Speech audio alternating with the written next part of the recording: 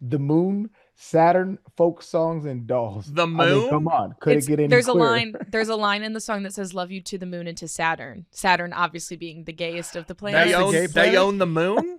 I disagree that Saturn is gay.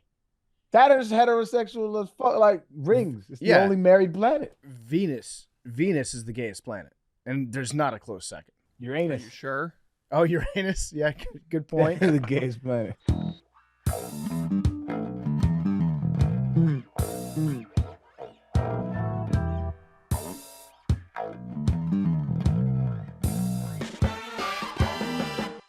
I wish everybody a great show today.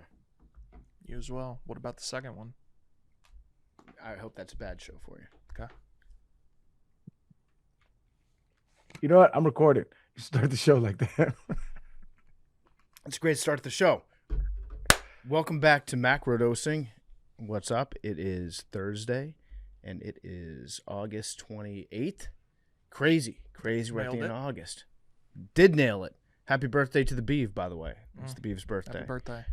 Who's the we'll Beeve? get into some hijinks this weekend. The Beeve is one of my best friends in the whole world. Known him since like 7th grade. And he also happens to be living with Kate and the father of their children. You know Kate, right? You've met Kate. Probably. Well, yeah, so that's the Beeve. Happy birthday to the Beeve. Special man. birthday wishes. We're going to be going to that Commanders and Chiefs game. That's going to be a lot of fun. I can't wait for that. 40? 40. This is his 40th? This is his 40th birthday. Congrats. I was thinking about being 40 the other day because somebody asked me if I felt old after I turned 40. And I've been telling people no, when I was 39, that's when I got spooked. And I didn't like being 39 because I was just thinking about being 40. Now that I'm 40, for a while, I was just kind of like, okay, it's the same. It's chill. It's whatever. I feel young. Now I'm starting to feel old because I'm thinking about turning 41. And 41 to me seems a lot older than 40. yeah, 1 year. 1 year. And nobody's making lists for like 40 under 50 or 50 under 50. Nobody cares. That's true. After 40, you're expected to have achieved excellence. Yeah, you can do 40 under 40. Yeah, You can do 30 under 30. certainly. But once you're in your 40s, it's like you are what you are at this point, buddy. No one's keeping an eye on anybody that's in their 40s. That's true. Yeah.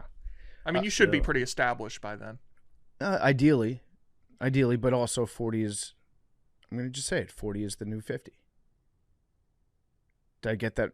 40 is the new 30 is what I meant. Yeah, to say. yeah. Yeah, I thought screwed you were- that up. You're going for the Age opposite. everybody 10 years. I screwed that up big time. But welcome back to Macrodosing. It's a very big Macrodosing today because I'm surprised Mad Dog came into work. I'm shocked. Mackenzie didn't. Mackenzie didn't. I thought this was going to be a national holiday for you guys. Taylor and Travis did get engaged. Excuse me, Killer Trav got engaged to Taylor Swift. Your English teacher and your gym teacher getting married was a caption. Can we talk about that first? It's so cringy. Uh-huh. It irked me for some reason, and I don't care. I'm glad that they're getting married. More people should get married. They're It's a great humanizing thing. marriage.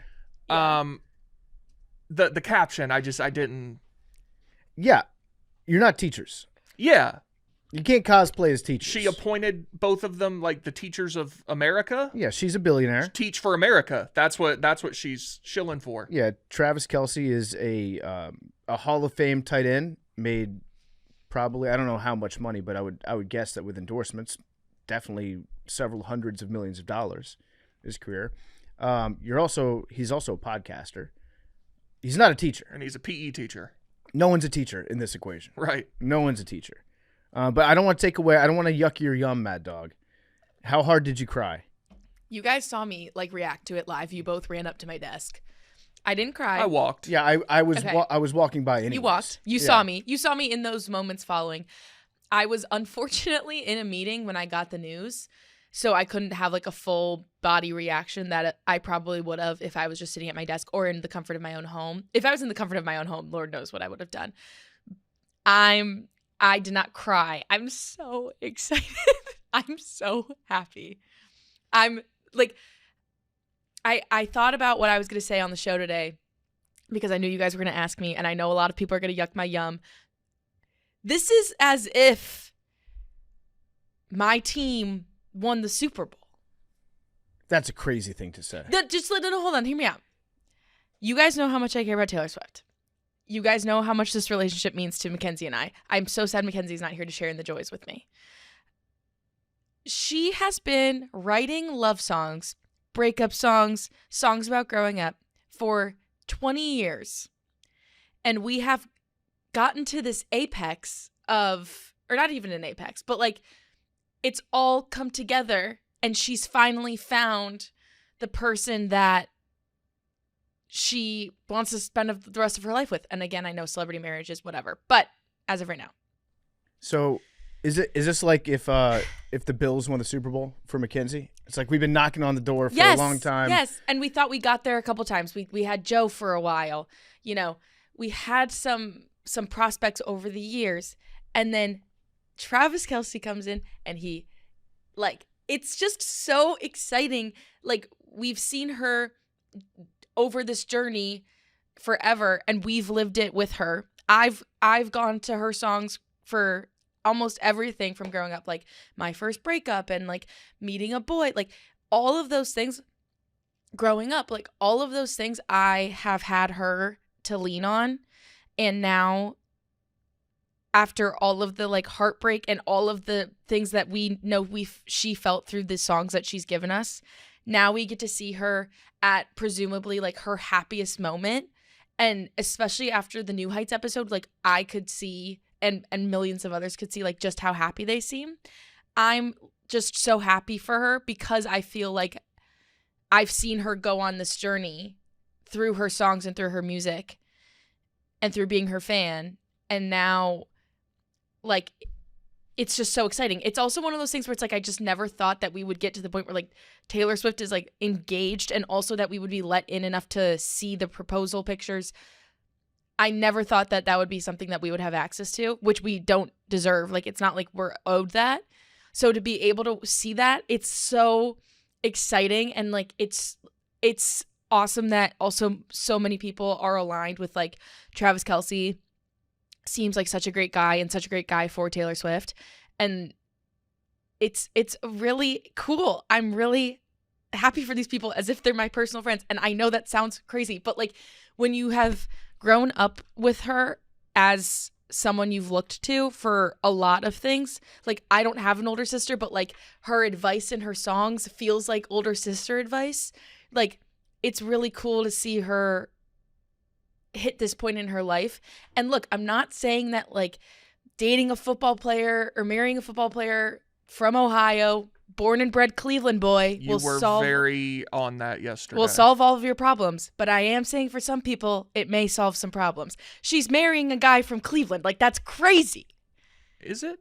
For me, I'm from Cleveland. Right, but like he's got to be from somewhere. But it's crazy. Like, of all the places that I happen to be, like, yeah. You know, I have a question about something you said. I'm glad you touched. That's just wild. I know everyone's gonna say I'm wild. I don't care. Somebody From my from the hometown. state I'm No, from. but I This is understand why that fucking could be exciting. That's so cool. It's But wait, Cleveland. no, It's I not have like- I have a real question about something you said. You used the word apex, and I'm glad you said that because Taylor Swift's career has been. But then I took it back. Okay, but it crossed your mind, which it has mine as well for this reason. Her career has been date, a 5'10", 130-pound guy for a little while, break up, write an album about it, rinse, repeat. I think we're on the 12th time at this point. It's a pretty good recipe. So now she has gotten engaged, will presumably get married. Mm-hmm. Is it all downhill from here? No, some of her love songs are my favorite songs of hers. I don't think this changes much. I love a lot of her songs from when she's happy. So I don't think that necessarily changes how I feel. I think if anything, her songs will get better because she has found her greatest love. Like, that's why I'm so excited That's why I'm so excited for The Life of a Showgirl, because presumably some songs are going to be about the Eras Tour and the life behind that, and then some songs will be about Travis, and then from there I don't know. But I think it's exciting that I like her love songs a lot. I was listening all yesterday and all this morning to a Spotify playlist called like Taylor Swift But She's in Love. Like, it's all of her love Happy songs. Taylor. I just thought of an amazing tweet. PFT, I'm going to send you 2 pictures. Okay. And I just want you to tweet them. Okay. Or look at it, because I think you'll agree that this is going to do numbers. Well, Happy Taylor gave us Truth Dare, Spin Bottles, You Know How to Ball. I Know Aristotle. I know. Brand New, Full Throttle. Touch Me While Your Bros Play Grand Theft Auto. Crazy, we got Taylor Swift getting engaged before GTA 6, some may say. Oh, that is kind of crazy. Well, congratulations, Mad Dog. Thank you. It's really, and the ring is gorgina. Yeah, I know so- Taylor Swift or Big T said yesterday that it is not pretty, and to that I say absolutely wrong. I didn't say that. I said it's ostentatious, which it is. Okay, I've seen a couple people online saying that. Would you She's say- a billionaire and he's 100 millionaire. Do you want her to get like a 3-carat ring? Would Like, you what are we say- doing? Get something tasteful. Would you say It is tacky? tasteful. I don't Big think T? it's tacky. No, I'm asking Big T. Oh, I okay. think it's too big. Okay. I like Pause. that. I like that. I don't think it's too big. I think it was going to be a huge ring always. It's a billionaire and a also wildly successful male counterpart. The fact that I think her ring has a lot of her involved in it. Like, I think it's not like Lauren Sanchez Bezos where it's just like biggest diamond ever and on the skinniest band, or who's the soccer player? Ronaldo? Mm-hmm. His insane ring. Like, those have no, in my opinion, those have no taste to them. Those are just like, what's the biggest diamond I can find?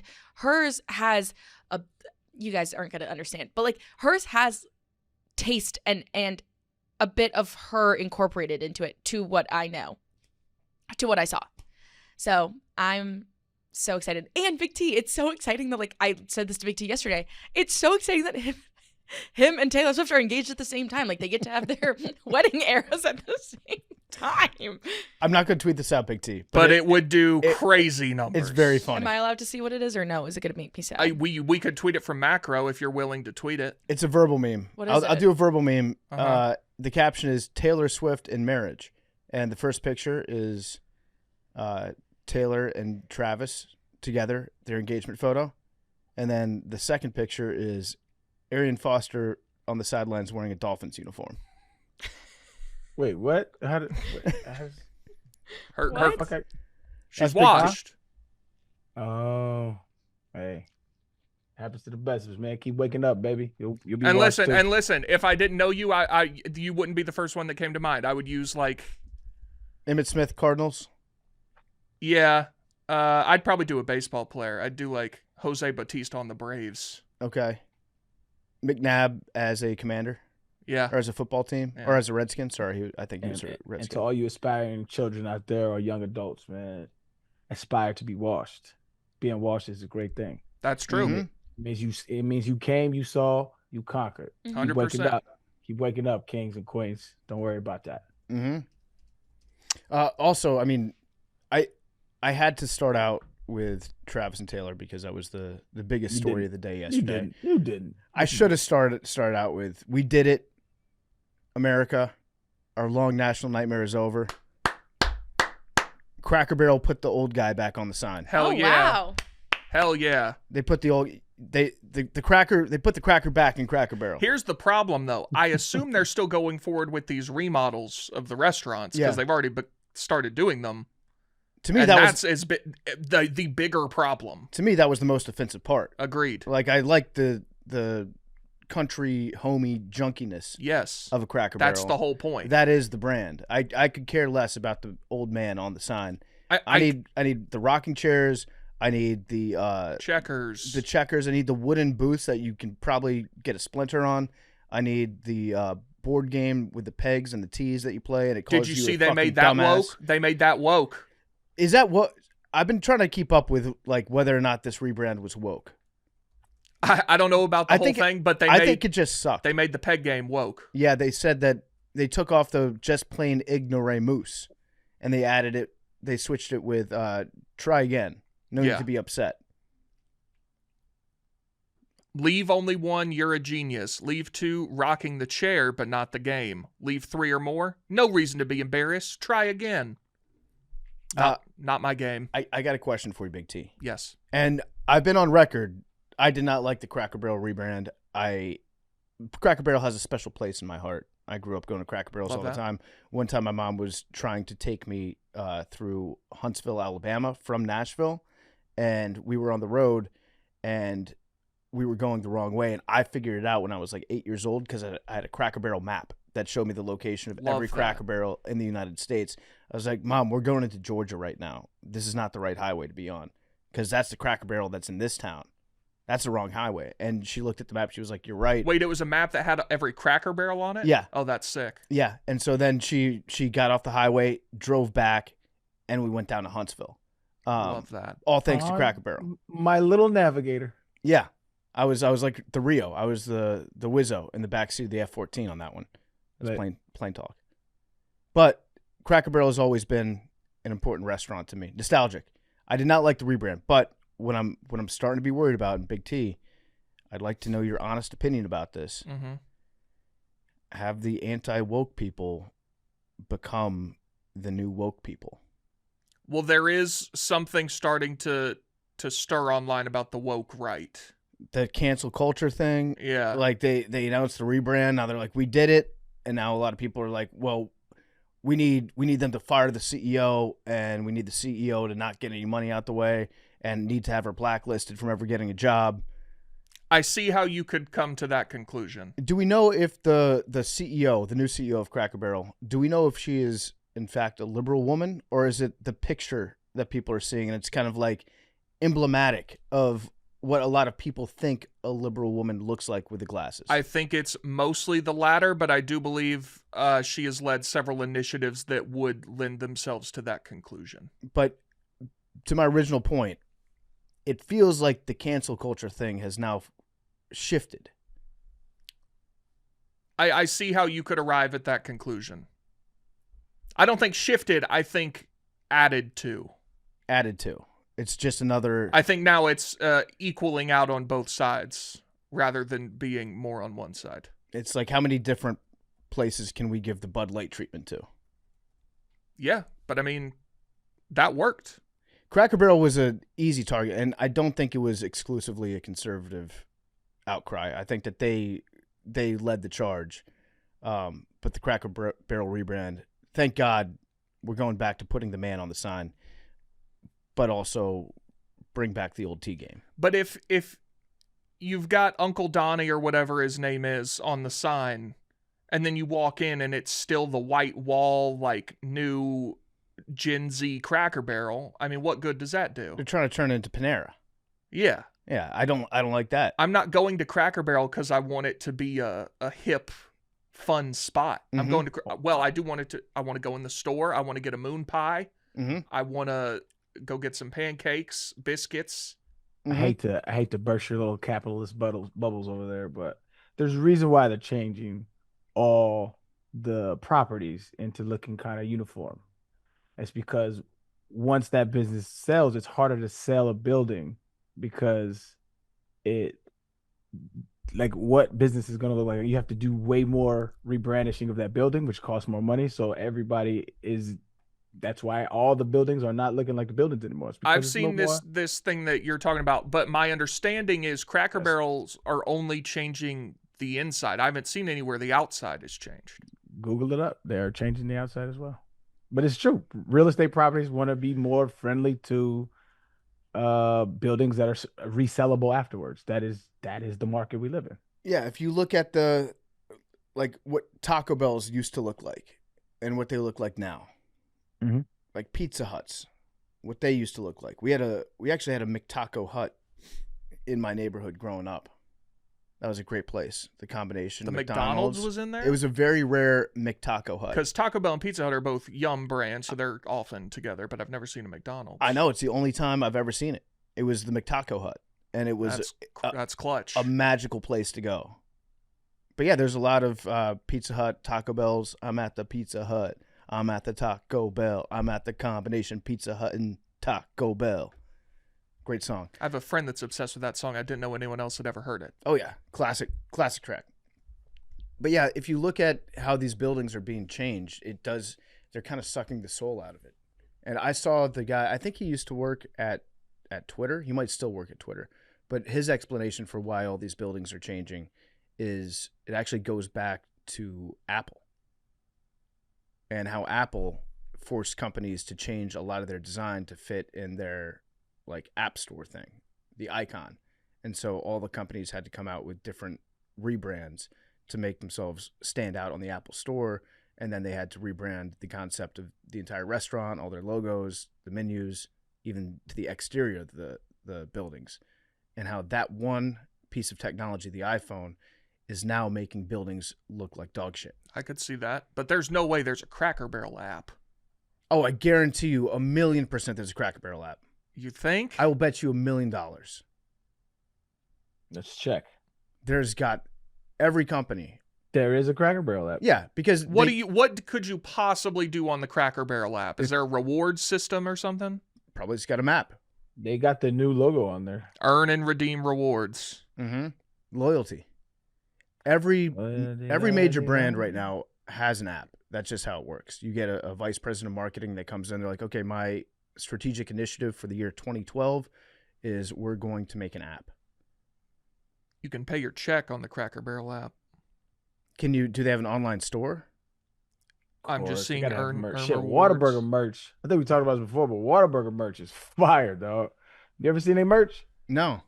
But go look at their merch. They might got the best merch in the game. We made a macrodosing shirt out of in homage. Reversed. Yeah. I saw that Quick Trip had merch the other day, and I came close to buying a Quick Trip hat. You should have. Cheating on Quick Trip with a Q, not a K. cheating on Buc-ee's. Huh? Well, Buc-ee's is Thought you were a faithful man. So Buc-ee's is its own thing. Quick Trip is the king of the traditional gas station. Buc-ee's is Buc-ee's. Like they're not everywhere. They're insanely, like, I don't even get gas when I go to Buc-ee's. I just go in. I just experience it. Bro, are you on the Whataburger merch app or just merch? I'm not looking at it right now. No, I'm looking at my phone, trying to figure out what the most useless app that I've downloaded is. Let's see here. I've got a number of strong contenders. I mean, there's an argument that every app you have is worthless. That is true. I mean, worthless? I think my most useless app is my Nike Adapt app. It's an app that I downloaded for a pair of shoes that I own. What? Yeah. I got talked into buying a very expensive pair of shoes, like a $400 pair of shoes, like 5 years ago. The big benefit of these shoes is it's got like a 2-inch sole in it. So I'm like basically 6 feet when I wear them. You also have to charge the shoes that come with a special charging mat. And then you have to download an app to control how tightly the shoes fit and the flashing lights on the bottom. What color do you want those? What kind of pulse do you want them on? Yeah, that's pretty shitty. Yep. I have I think it's useless. I just don't use it that much, but I like it when I use it. It's an app called Tiny Decisions. And so if you're ever like, yo, what y'all want to eat? You want pizza? You want burger? Whatever it can be, you can type in this little spinning wheel, and you can edit the decisions, and you can just make a decision for you. I like that. It's not bad. I'm looking. I keep mine pretty tight. I have the Dunkin' app. I haven't been to a Dunkin' Donuts since I lived in New York. Mm-hmm. But other than that, like, Yeah, I have this app called One Roof, which is like a social media app for your apartment building, Mm-hmm. and people go on there and complain about stuff. I like that. So I check that every so often. Yo, let's make a macrodosing app. That sounds like a lot of money. What? You can program an app with a ChatGPT or There's a Grok. Barstool Sports app where people can go find macrodosing. That's kind of a macrodosing app. What would the macrodosing app we have? I don't know that. Let's workshop it. That'd be dope. Big to T have soundboard? It can have all your, wherever you listen to podcasts, it can have the direct link, right? That'd be dope. It can have, I don't know. I think a Big T soundboard would go hard. What phrases would you want from Big T on there? I talk to him every week. I don't want to listen to Big T in an app. You have to ask somebody else. It rings a little ostentatious for my liking. Mm-hmm. One of those. Your Southern accent. Mm-hmm. The libs. I think a Macrodosing that would be dope. But there is obviously a direct line tie-in from the Travis and Taylor engagement to this show, and that is Big T now has to deal with planning a wedding during Taylor Swift wedding season, where the expectations will be extremely high for everything as you're planning a wedding. I'm not overly concerned about that. You're not? No. You're not concerned with she like announces or puts up pictures of the flowers that she has for the wedding. You're like, God damn it. I don't think anyone is expecting my wedding to compete with Taylor Swift's. What about the bachelor party? Oh, we need to talk about that. Yep.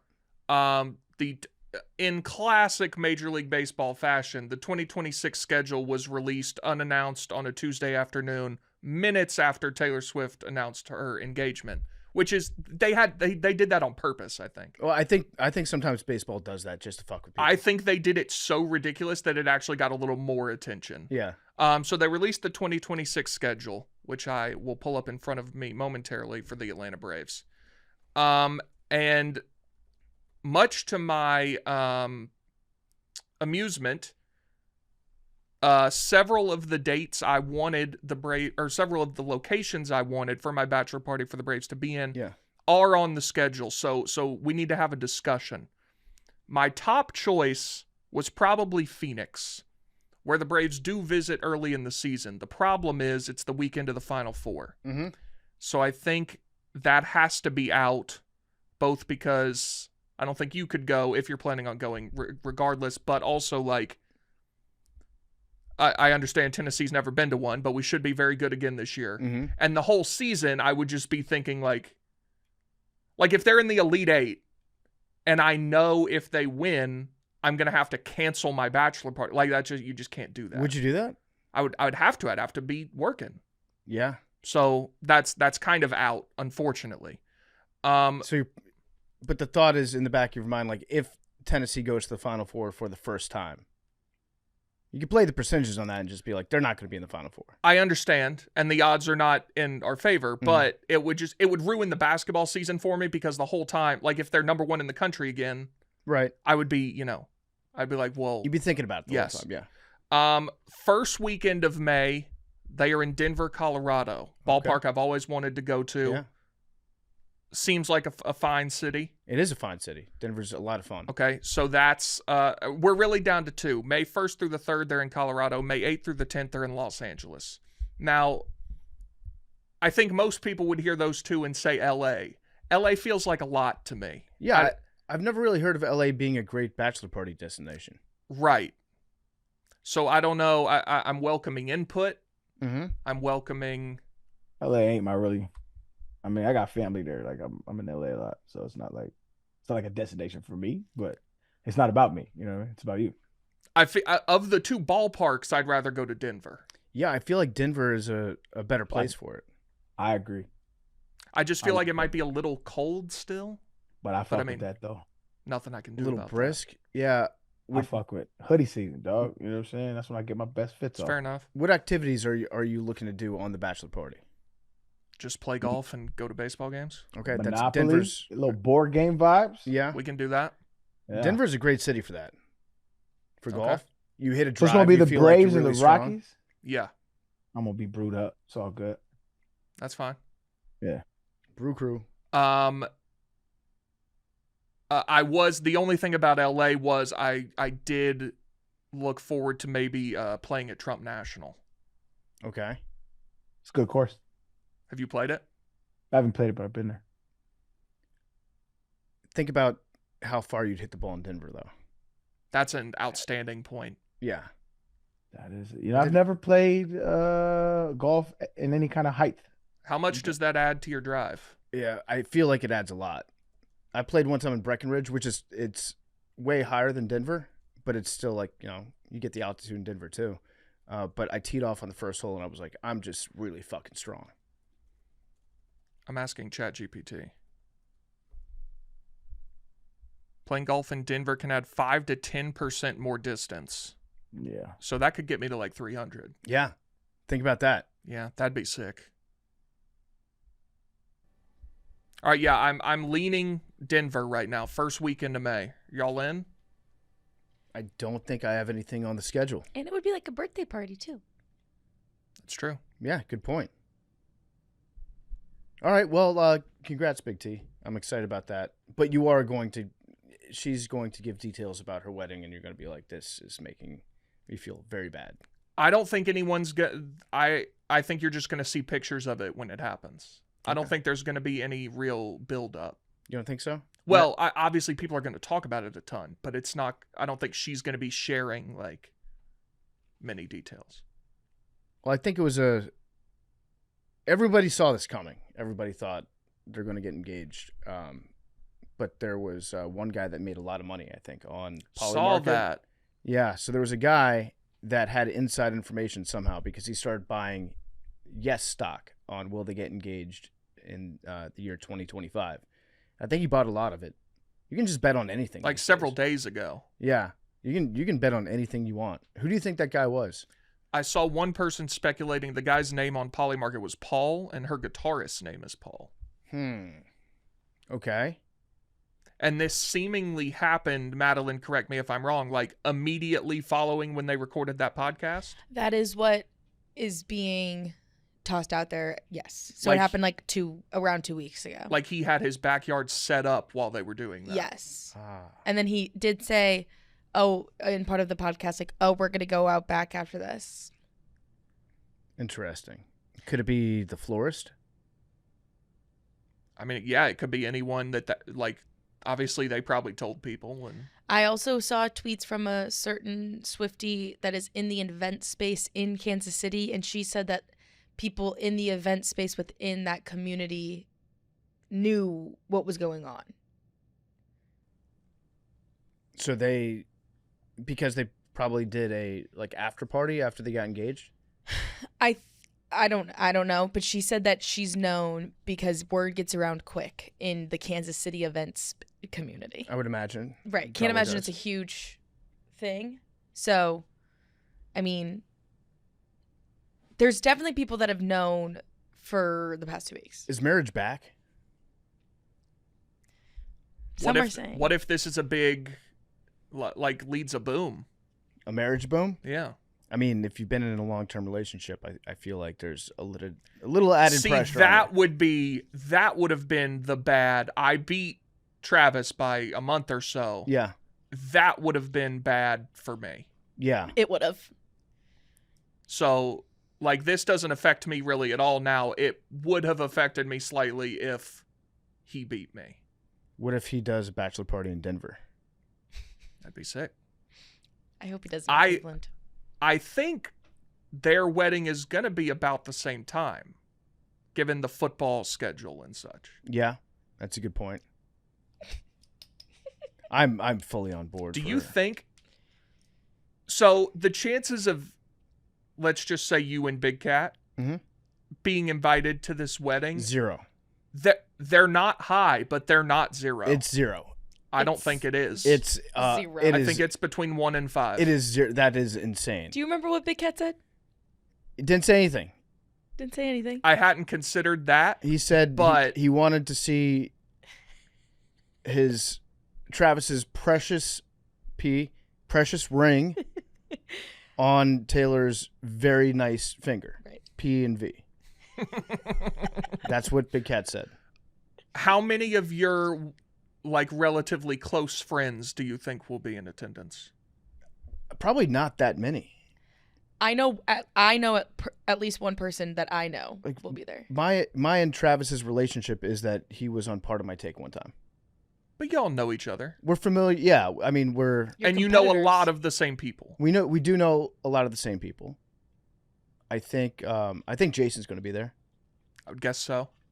I think Patrick Mahomes is going to be there. I think that maybe Tommy Alter might get the invite. I was going to say Tommy Alter seems like the type that would be at that wedding. I think he might show up to that.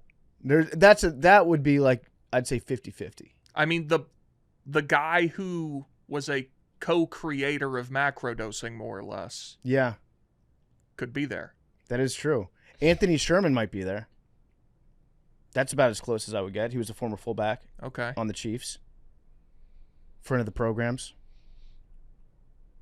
Yeah, no, there's 0.0% chance that me or Big Cat is invited to that wedding. Well, thank God, because if they get married the same day as Big T, then you didn't have to choose.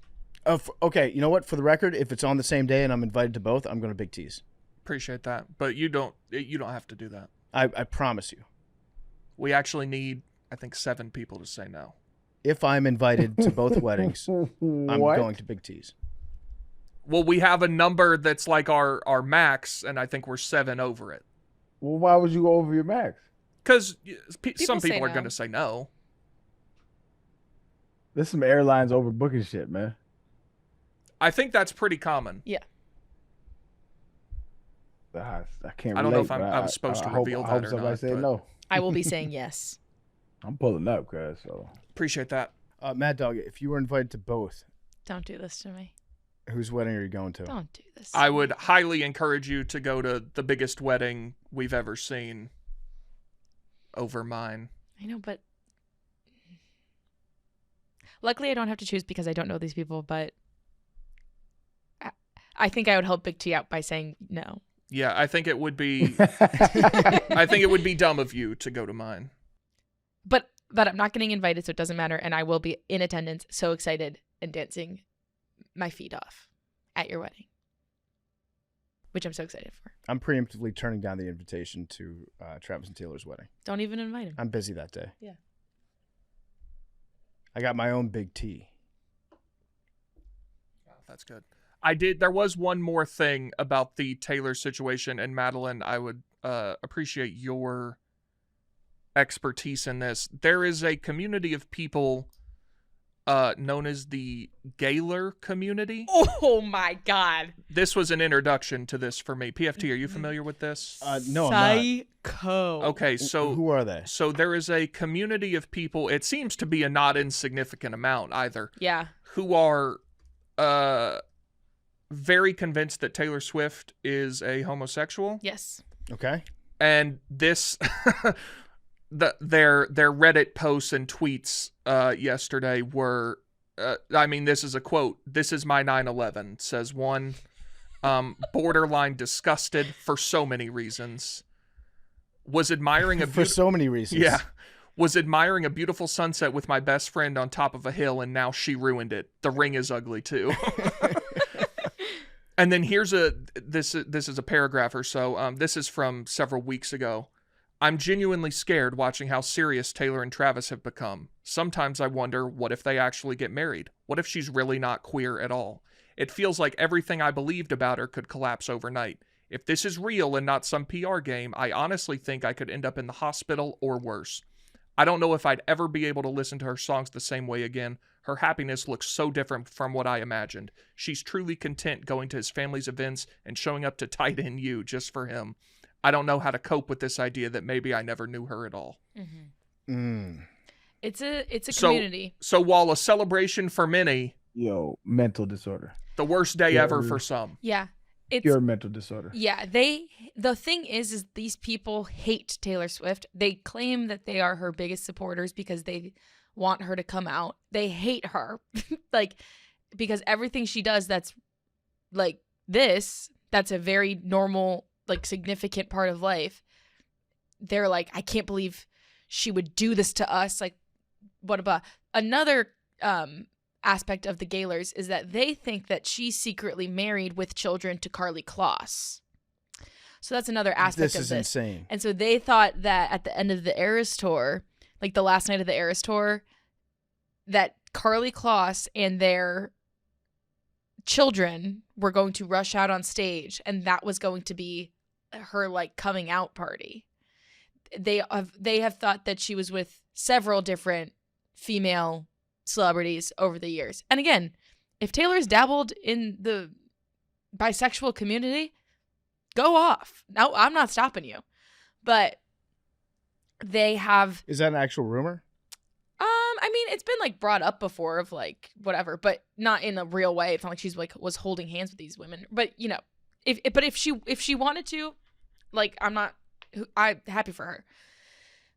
The community of Gaylors thinks that this is a lavender marriage and this is all for PR purposes to keep up with like the image that she wants, as if being gay in the year 2025 is like a career ruiner.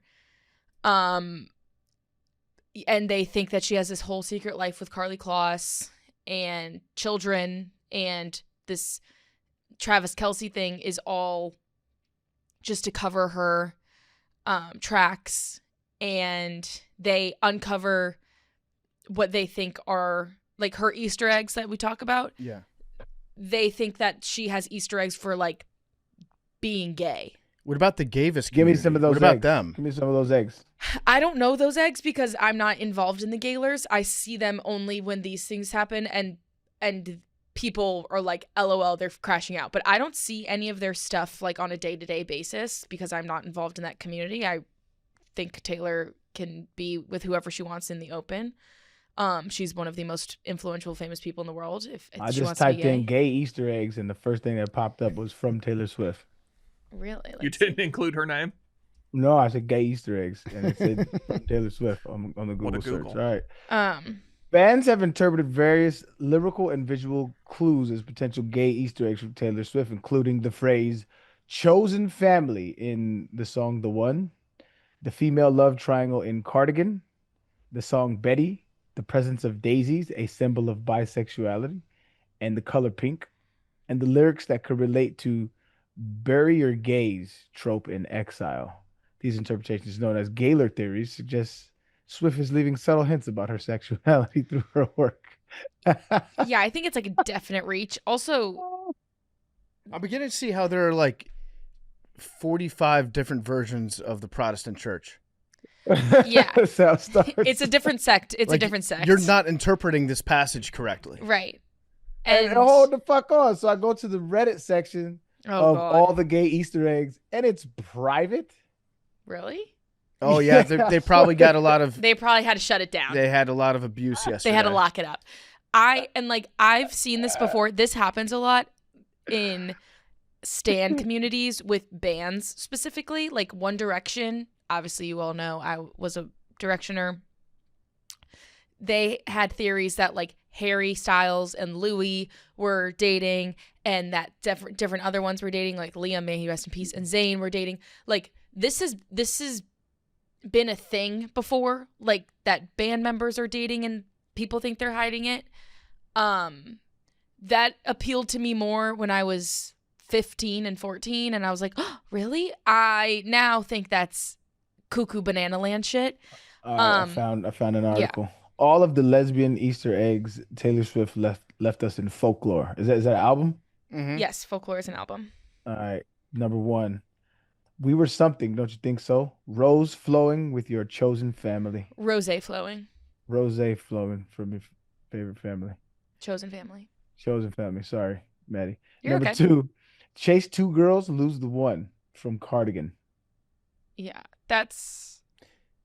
Number 3. Yeah. I think I've seen this film before, and I didn't like the ending from Exile. Swift's 4th track, a duet with Bon Iver. Yep. Repeat the lyrics. I've seen this film before, and I don't like the ending. This might possibly be Swift's reaction to lesbian movies and the bury your gays trope. Within the LGBTQ plus characters are more likely to die than their heterosexual counterparts.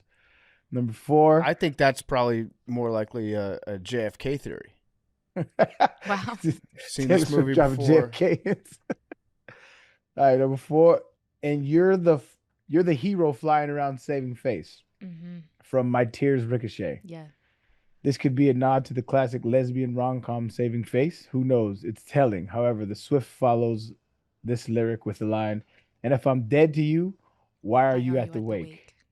Is she referencing the casually queer Netflix television series Dead to Me? Someone will have to check for her streaming history.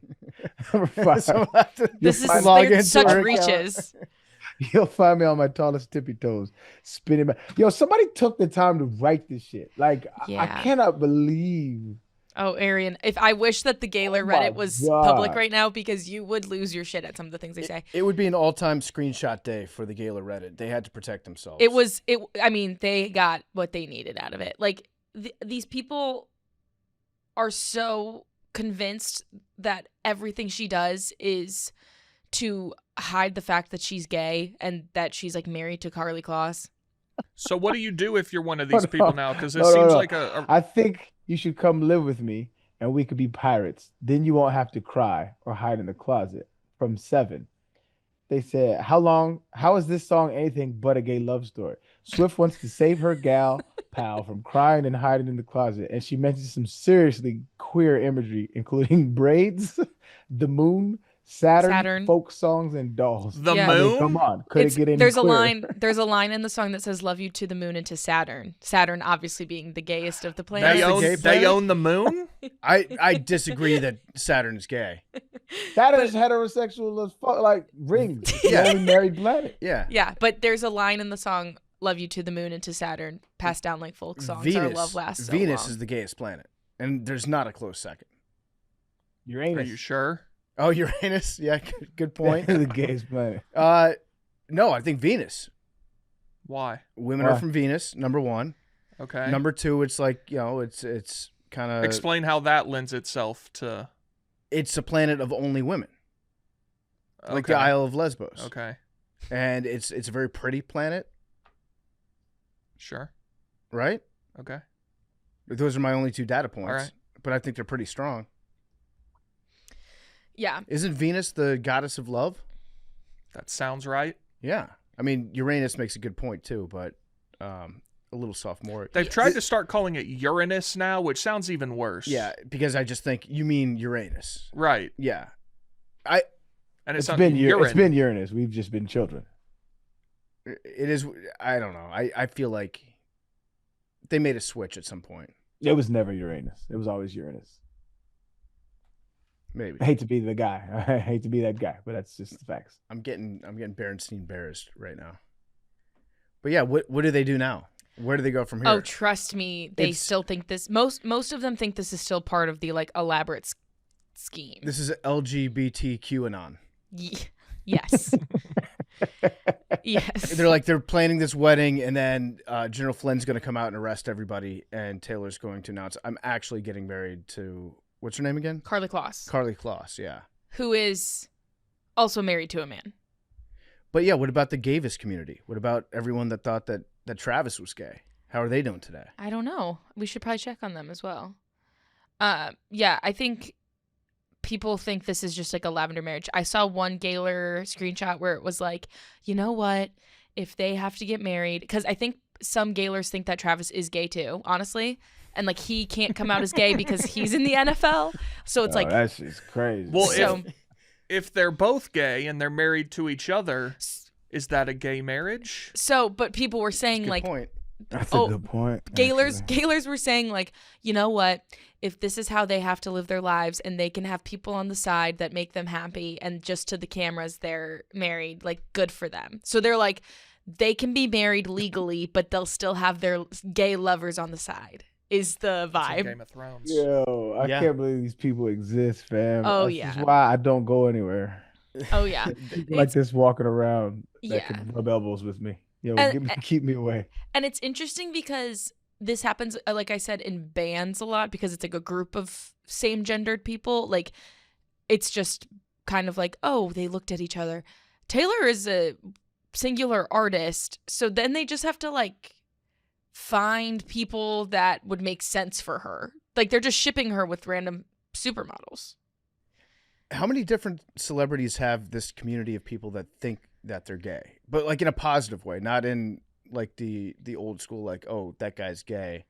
Like in the 90s, there were a lot of celebrities that just had those accusations thrown at them. Luther Vandross. Oh, he was? Oh yeah.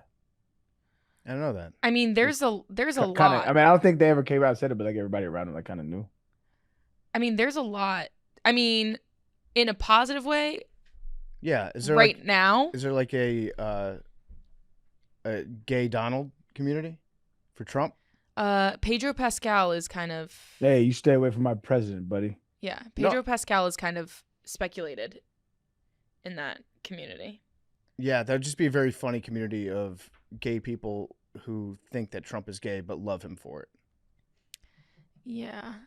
That would be a That'd very be small Venn diagram, I think. wild mix. There's a whole bunch of crazy Obama Green Gay rumors that Fox News started. Oh, with Harry Styles. Wait, what? What?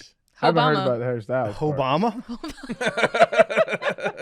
Obama and Harry Styles? Yeah, that one's more of a joke. I mean, it is a joke, but I get at least once a month like fake Harry Styles Obama edits on my TikTok. Who was it? Was it Tucker Carlson that said Obama?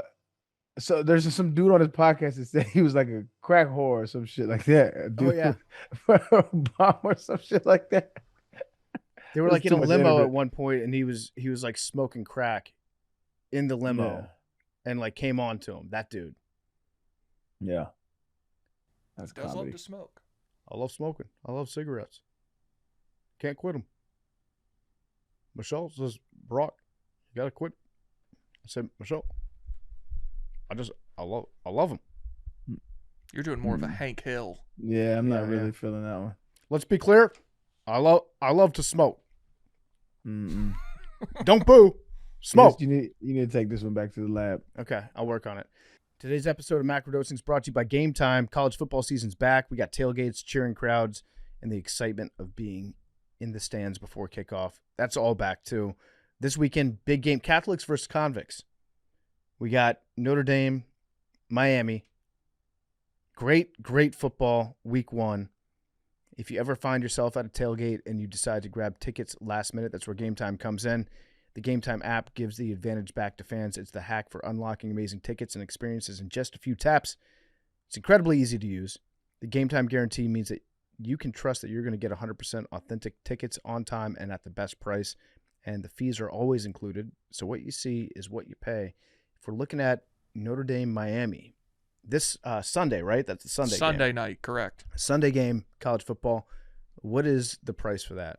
I can get you in right now for $180, and that's a maybe it's right outside the top 10. So not quite a top 10 matchup, but one of the best games of the weekend. Mm-hmm. Might even go down further closer you get. So You never know. And if you're thinking about getting tickets and you don't, and you end up around the game and the last minute you decide, hey, you know what? I'll just go in. I want to go see this game in person. Use Game Time. It is the place to buy last minute tickets. Take the guesswork out of buying college football tickets with Game Time. Download the Game Time app, create an account, use code MACRO, get $20 off your first purchase. Terms apply. Create an account, redeem code MACRO, MACRO for $20 off. Swipe, tap, ticket, go. Download the Game Time app today. Big T, yes, you got a Tennessee minute to get us ready for the weekend? I'm just excited. Real quick. Raise your hand if your team has 80 wins in the Major League Baseball. Like total? Yeah, this year. Oh. All right. You didn't raise your hand either. It's because you know what the deal is. Right, He was asking the class. right. I was asking the class. Your You English know- teacher. Yeah. Yeah, I was asking my PE students. So Continue on. congratulations. Arian. Just had to stun on you right quick. Aaron, are you concerned about the Brewers' history in the postseason? Nope. Because you don't. Yeah, 'Cause I don't you know weren't what it around is. for Yeah. This is like a body count for so shorty you dating. Don't know. Don't care. None of my business. I am here now. I am in the relationship now. None of my business, man.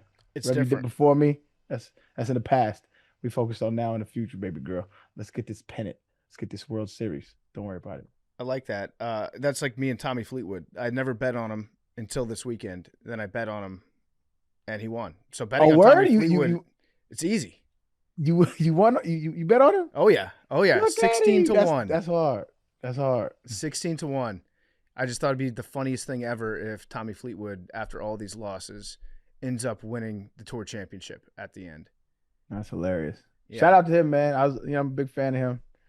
He's one of those. He got like one of those iconic swings, but had never had any hardware for it. Like he's like known for like the short, like pull up, like controlled the distance wedges. Yeah. Like that little short stroke, and he just never had any luck on the tour, man. But he finally got him one. Shout out to Tommy.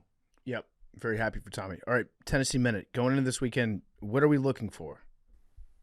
Lot of unknowns, obviously. Quarterback, Joey Aguilar, what's he going to look like? Wide receivers are quite an unknown. I think the defense is still going to be very good. I think the running game is going to be very good. Whole kicking operation returns. But Syracuse, kind of same boat. Nobody knows what Syracuse is going to look like, so Yeah.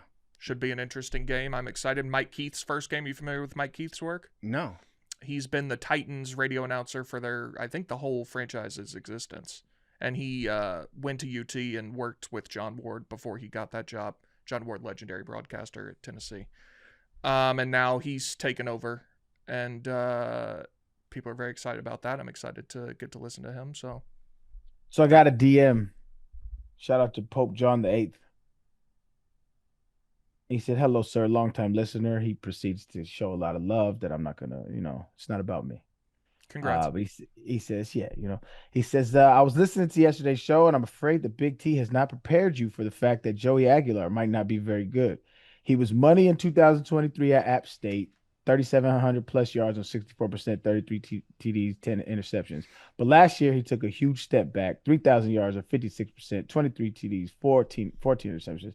I love that Hubel has a gunslinger again, but his decision-making last year in a far lesser conference was poor at best. He did Can't- throw a lot of picks. Can't confirm nor deny. I just wanted to get that out on the table and see what you thought. That is true. The team was also a lot worse. They were playing from behind in most games, so he was taking chances that maybe you don't take when you're winning.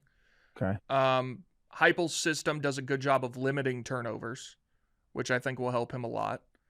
And he listen, I'd rather have a guy who's willing to take a risk, but when a guy's open, he hits it, rather than Nico last year, who would overthrow guys by 40 yards. So I still think about Nico. no, I'm just saying comparatively.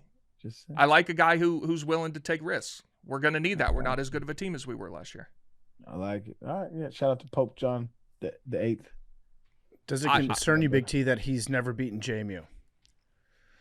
I don't really know that's. It concerns me that he's never beaten Alabama, Georgia, or Florida. I'd like him to. Those are the kind of games we're trying to win. JMU, would you say they're in that conversation? Ideally, No. would you like to have a quarterback that's capable of beating JMU? Yes, but You don't have that. That's a concern. Sure. we don't have a quarterback who played on a team that beat JMU. You don't? Well, yeah, that's correct. Yeah, because I Right. guess he would be the one. Yeah. I don't know what he's going to look like. I don't think many people know.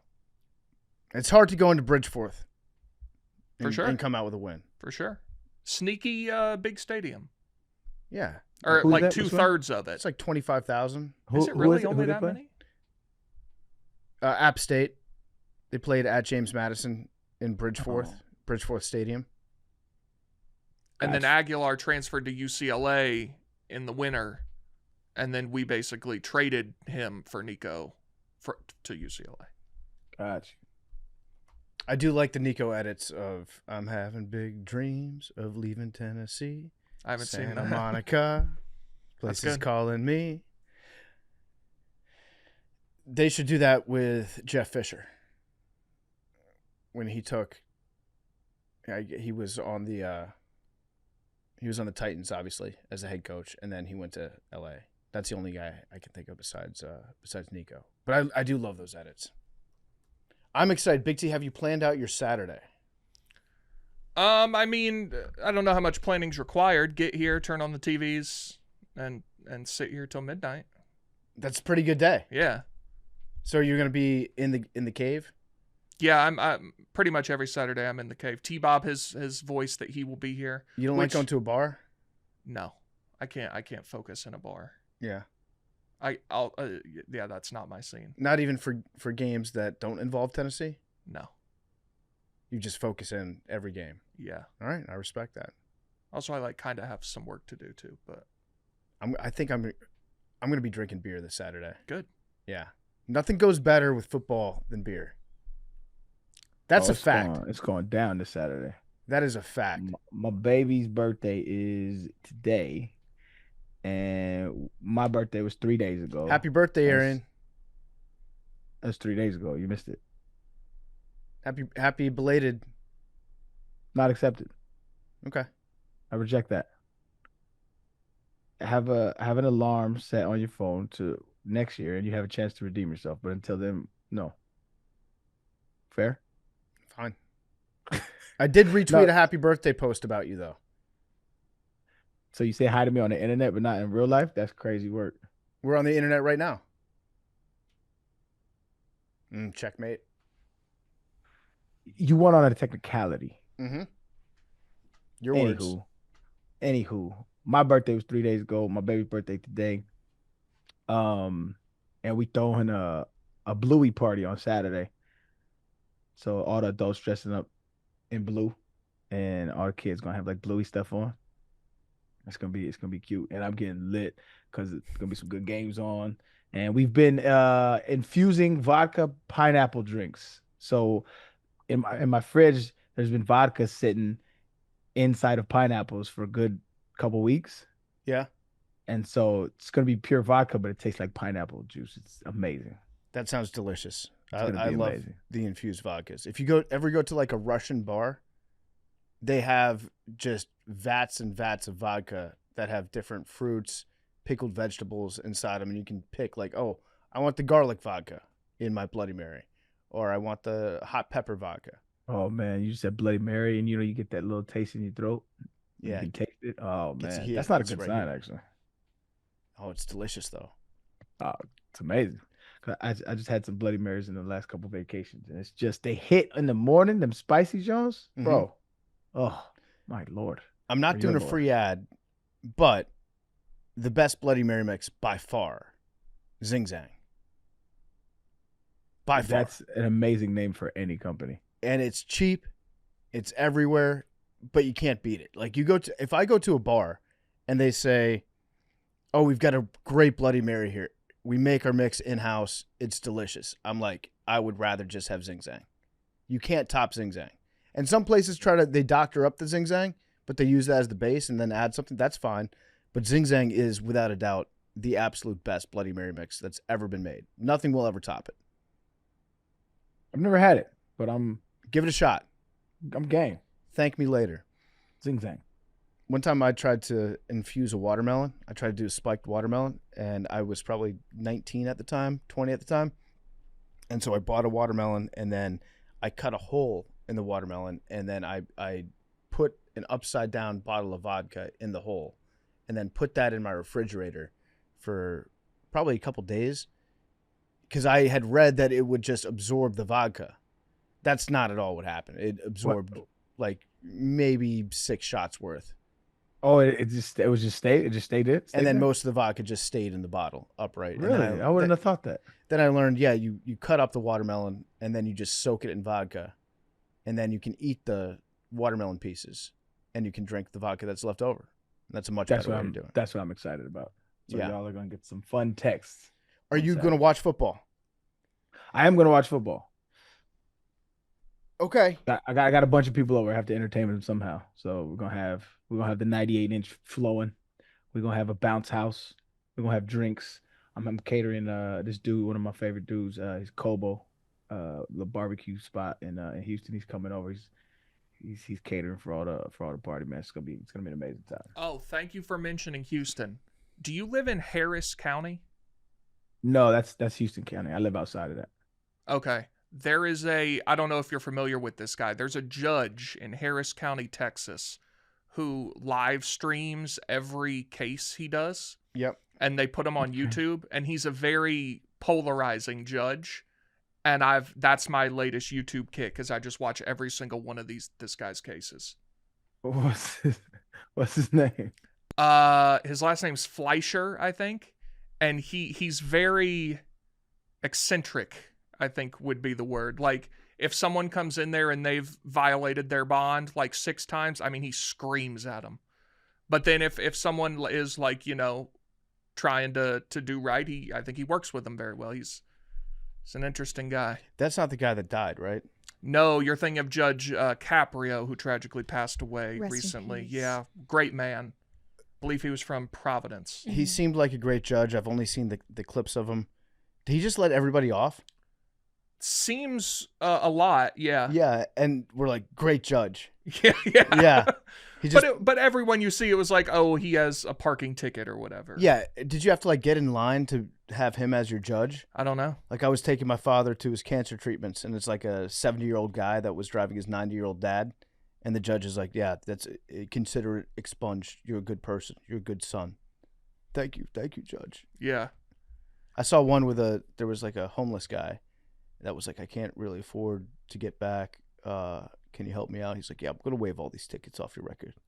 Go out there, lead a productive. Hey, pay it forward for me." Yes, judge. Seemed yes. like a good man. Did seem like a good man. Seemed like a very empathetic man. Yeah. But yeah, Judge Fleischer is my new YouTube kick. You guys on any other YouTube kicks recently? No, I don't think that. I'm going back to this video. I think I mentioned it maybe before the pod last time. There's a on that building the band Yeah. thing on YouTube. There's this band called Season 4, and just very unique voices that blend so well together. And it's beautiful, their harmonies, and I keep going back to a lot of their videos, and in particular there's this one girl singer named Aaliyah. She sings a song by Maddie, you know what it is, the Tummy Hurt song. What's her name? Renee Rapp. Renee Rad. Renee Rad sings a Tummy Hurt song, and Aaliyah killed that shit. Oh my god, it just gives me chills. You ever just have one of those songs that give you goosebumps? It's Yeah. That's a killed it. Goosebumps song. Yeah, she killed that shit, man. And I'm so I always go back to that. So shout out to her, shout out to Season 4, man. Big fan of y'all. Pop out. I've heard. Have you watched the Cowboys doc? I've heard it's very good. I haven't watched it yet. I'm starting that tonight. Okay. Yeah, Maybe I'll do that as well. because I've heard that it's incredible. But also as a Washington fan, I don't know that I'm going to love it, because it's going to be a lot of reminders of how good the Cowboys were. Sure. Yeah, but they were a very interesting team for sure, with Michael Irvin, Dion, Emmett, Troy Aikman, that whole scene, the White House that they had. I hope they dive deep into the White House. The YouTube kick I've been on recently, actually two. One is watching scene breakdowns from Breaking Bad, where they like analyze everything that the character says and what they're doing. Okay. It's actually just made me want to watch Breaking Bad again. And then the second is I've been watching a lot of YouTube videos about the double slit experiment. Are you familiar with that? Not by name alone. So I understand what they say happened during the double slit experiment, and it's repeatable. You can continue to do it. But somewhere along the line, it loses me. So what they do is they take like a wall, and they cut a slit in the wall, and then they cut a second slit in the wall. Then they shoot light through the wall, and then on the other side of the wall, they can identify that there are particles from the light that only are present when somebody is observing them, if that makes sense. So A particle can be in two places at the exact same time. So literally, if a tree falls in a forest and no one's around to hear it, does it make a sound? Yes. But they're saying like they observe the same particle in two separate physical spaces, but only when they're looking at it. When they're not looking at it, it's not there. I think that's pretty much the upshot. I've watched probably 20 YouTube videos on this thing, and I'm still very confused by it. I don't know if you can dumb it down anymore, like actually explain it to me like I'm 5 years old. Yeah, I have not looked into this. Aaron, have you heard about this? I have not heard about this. I would love to hear the Arian Foster explanation, because I feel like you watch a lot of videos about Einstein and the theory of relativity and stuff like that. Okay, I'm gonna keep it a bean. Yep. While you were explaining this, I was watching some on my phone that somebody sent me, so just run it back really quick. The double bad. slit. What were you watching? There's allegations that it was a rap shit. It doesn't matter. Hasn't crossed my desk. Probably won't cross your desk. Okay. Who's involved? It's like LA rap beef. Oh, okay. Yeah. So You yeah, wouldn't know any of the characters involved. Got it. Aaron, I'm talking about the double slit experiment. Got you. All right. What about it? I do know about this. Okay, all right. This is progress. So I was just So saying that I'm sorry for my previous lie. That was a little white lie. I was not listening, and I apologize. it's okay. It's okay. It's honest hour. Um, can you explain to me what it is? Because I've watched a bunch of videos on it, and Yeah. I understand vaguely what the outcome is, but I don't really get it. Right. And I'm not a physicist, so I'm explaining this to the best of my ability, but I feel like I got an okay grip on it. So the double slit experiment is basically it's when scientists figured out that there's a duality with photons. So photons are little pockets of light, packets of light, I guess. And so if you shoot lights individually through this double slit and you observe it, not necessarily observe it because that's a misunderstanding of what's going on. Um, when they looked at the lights individually, like it would just there would be spots on the back of the double slits that looked like it was just randomly shooting. But over time, or when they stopped looking at it, what they realized is there was a interference pattern that's happening on the back of it, and an interference pattern is a wave, right? So if you look at so like if you drop two pebbles on a flat on a lake that has still water, Mhm. right? There's gonna be ripples, right? And when those ripples intersect, that's interference. That's an interference pattern. It's two waves colliding, right? So if you have a microphone and you put it up to a speaker, Yeah. that sound, that's interference. That's two waves hitting each other and colliding, right? And so what they found is that there's a duality with photons. So when they observed it, quote unquote, they saw the single, like they saw light acting in like a single packet of light or pocket of light, With right? no interference. uh well, this is what they come to understand is when they zoomed out and it didn't look at it, that it that that it's kind of in a superposition where we don't really understand where an electron is at any given time, right? And so it's a probability factor. So like, okay, we can guess with a certain with a certain amount of certainty that it's probably in this position, but it is both a photon and a wave. So it's, I mean, it's that's why I call it a duality. It's very peculiar. We don't I don't To my understanding, I don't think we 100% understand it, but from my understanding, the double slit experiment proves that there's a duality going on with photons and light. Mhm. Light is both a particle and a wave. Okay. Is it really mind-blowing? It is. I mean, yeah, of course. It's the reason why you guys are on your phones and tablets. The reason why we have electronics is because we understand how it works. We can predict its patterns, and so it absolutely changed our fundamental understanding of physics. I think Einstein, that's what he ended up getting his Nobel Prize for. It wasn't even the general theory of relativity. I think it was um he I think he the photoelectric effect. Yeah, that's what he got it for. And so the double slit pattern, I mean, the double slit experiment is really famous, because a lot of time it gets misrepresented that it it changes depending on the observer, Yeah. right? That's not what's actually going on, from my understanding. It's a duality, that it exists both as a particle and as a wave, and Okay. that is what light is. It's both. And again, I'm not a physicist, so I'm sure there's somebody who's well versed in this who's like maybe a little frustrated, like, you're missing this part. Yeah, but that's the gist of it. Okay. All right. Thank Did you. that help explain it at all? I'm still very confused. If light is a wave, the light waves pass through both slits, interfere with each other, and produce a pattern of bright and dark bands called an interference pattern on the screen. If light is made of particles, like photons, you'd expect two bands directly behind the slits matching the shape of the slits. But in reality, you get an interference pattern even when sending photons one at a time. That means each individual photon seems to interfere with itself as if it went through both slits at once like a wave. Fucking Okay. nailed that shit off the top of my head. Are we kidding me right now? All Holy right. shit. Yeah, that was good.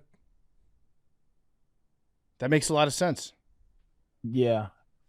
Science is dope, man. I fell in love with science, and I would have found it earlier as a child. That way I could study it properly. Um, but I just thought it was corny when I was younger. Is there anything that you've been into recently? Mm, I've just been reading a lot of other books.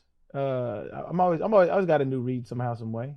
Um, what is the read I'm on now? It's over here. It's pretty interesting.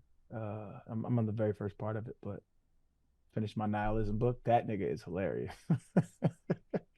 I forget his name. What is the trouble with being born? Is that not a depressing book?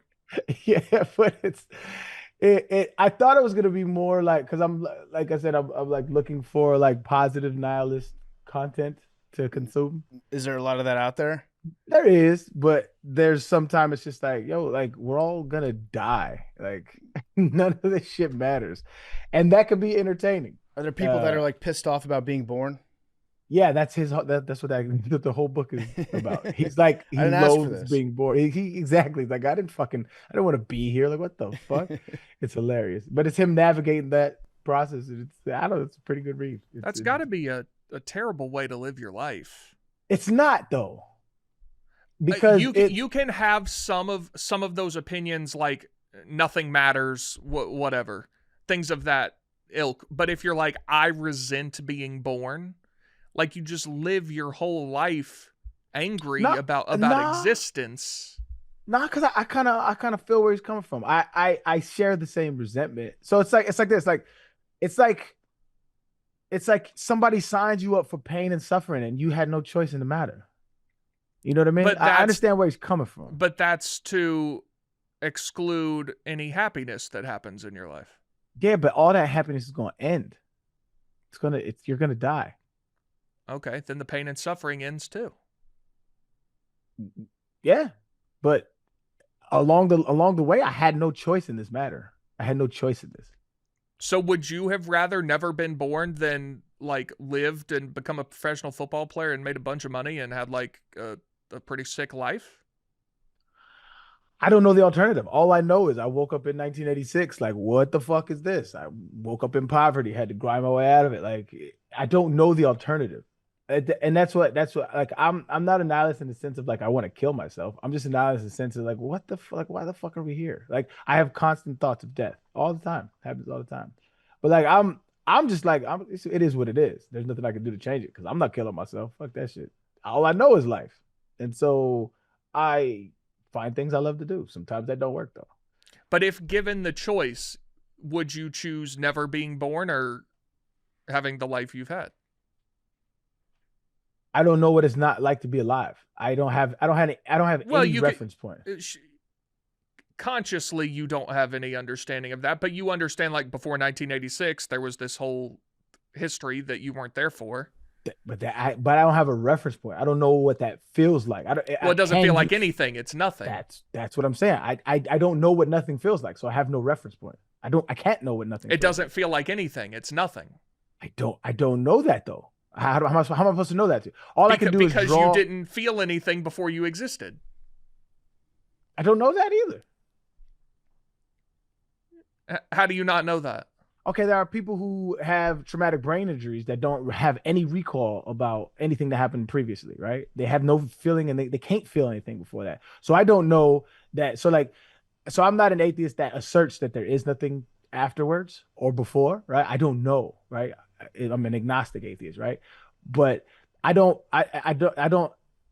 always leave room for a maybe because it's all possible, right? I don't know. There's infinite things we don't know about this universe. So is it possible that I have a soul or there's some kind of information that passes on in the universe after that? Yeah, it's possible. I don't know that. I find that improbable, but still, yeah, it's definitely possible. But I just don't have a reference point. I enjoy life. I just find it very like, because I don't find meaning in life, I find meaning in life, if that makes sense. Okay. Run that by me.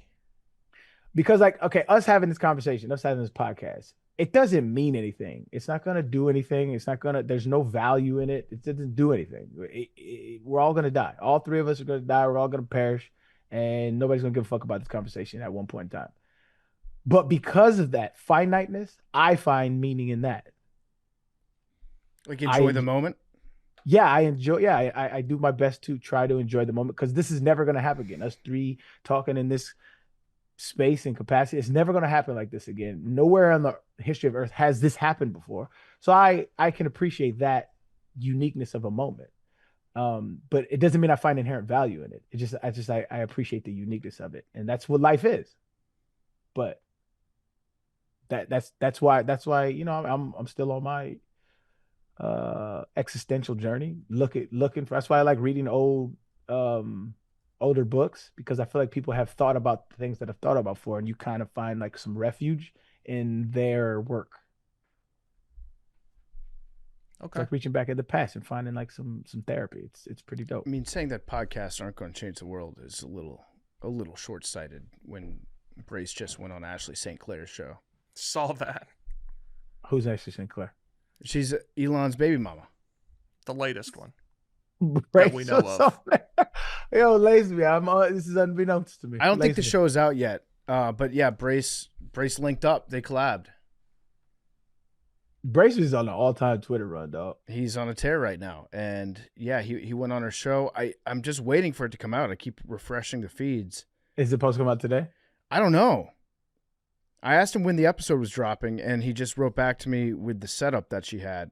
He took a picture of the setup for her podcast, and just looks like a bedroom. Looks like Brace was in Ashley St. Clair's bedroom. Brace. I love that dude.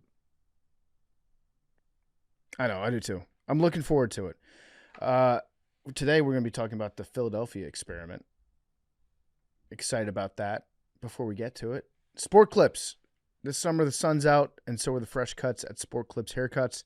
It is the perfect place to cool off and watch sports on TV while also getting a precision haircut from stylists who just get it. They've been specially trained to cut men's hair. Take your haircut to the next level when you ask for the MVP haircut experience. I need to go to Sport Clips. Now that the hair's coming in, I got to get a trim, got to get cleaned up for football season. It comes with a hot steam towel, great hot steam towel, the 7 pressure point massaging shampoo that are sure to make you melt into the chair.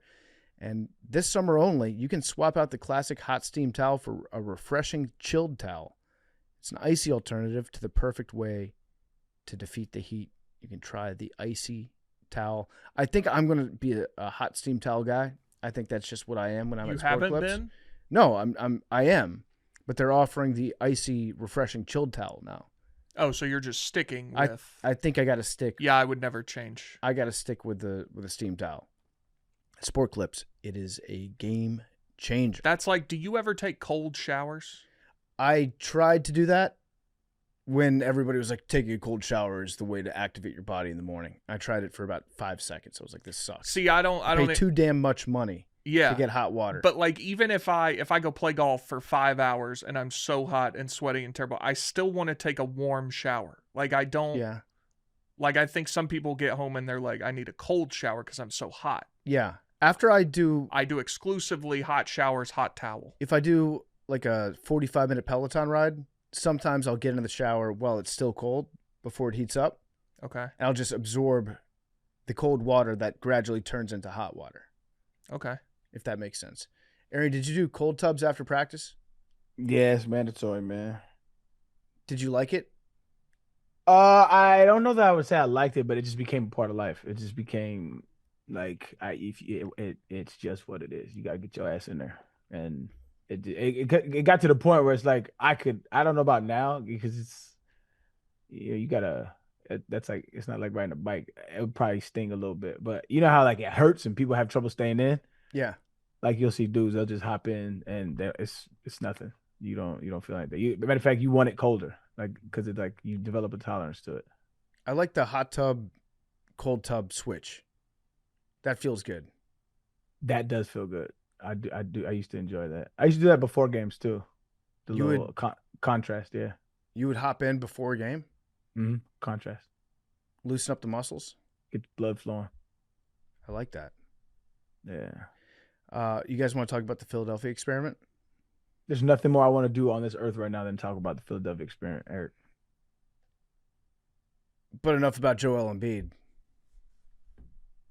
And Good Gillen one. Kid.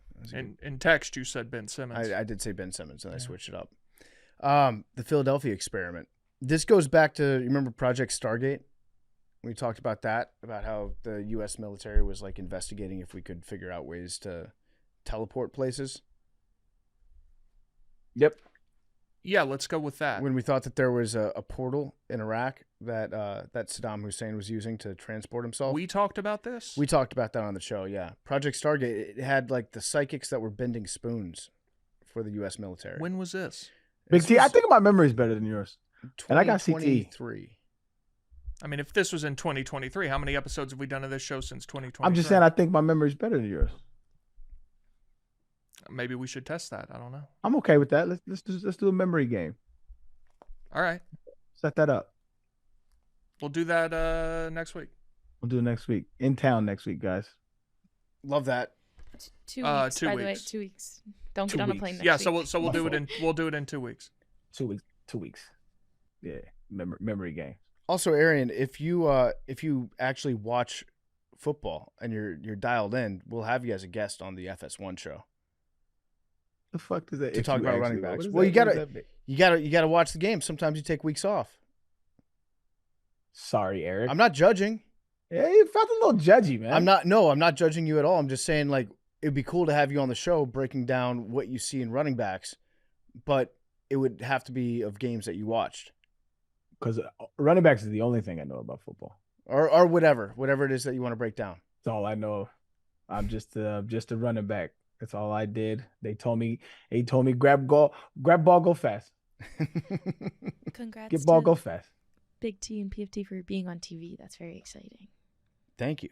I'm very excited for you guys. Also, I don't know why they did that. They left Kate out of the graphic. Kate is going to be joining us on Thursdays too. Maybe not for the whole show, but we're going to have Kate do a special segment on Thursdays.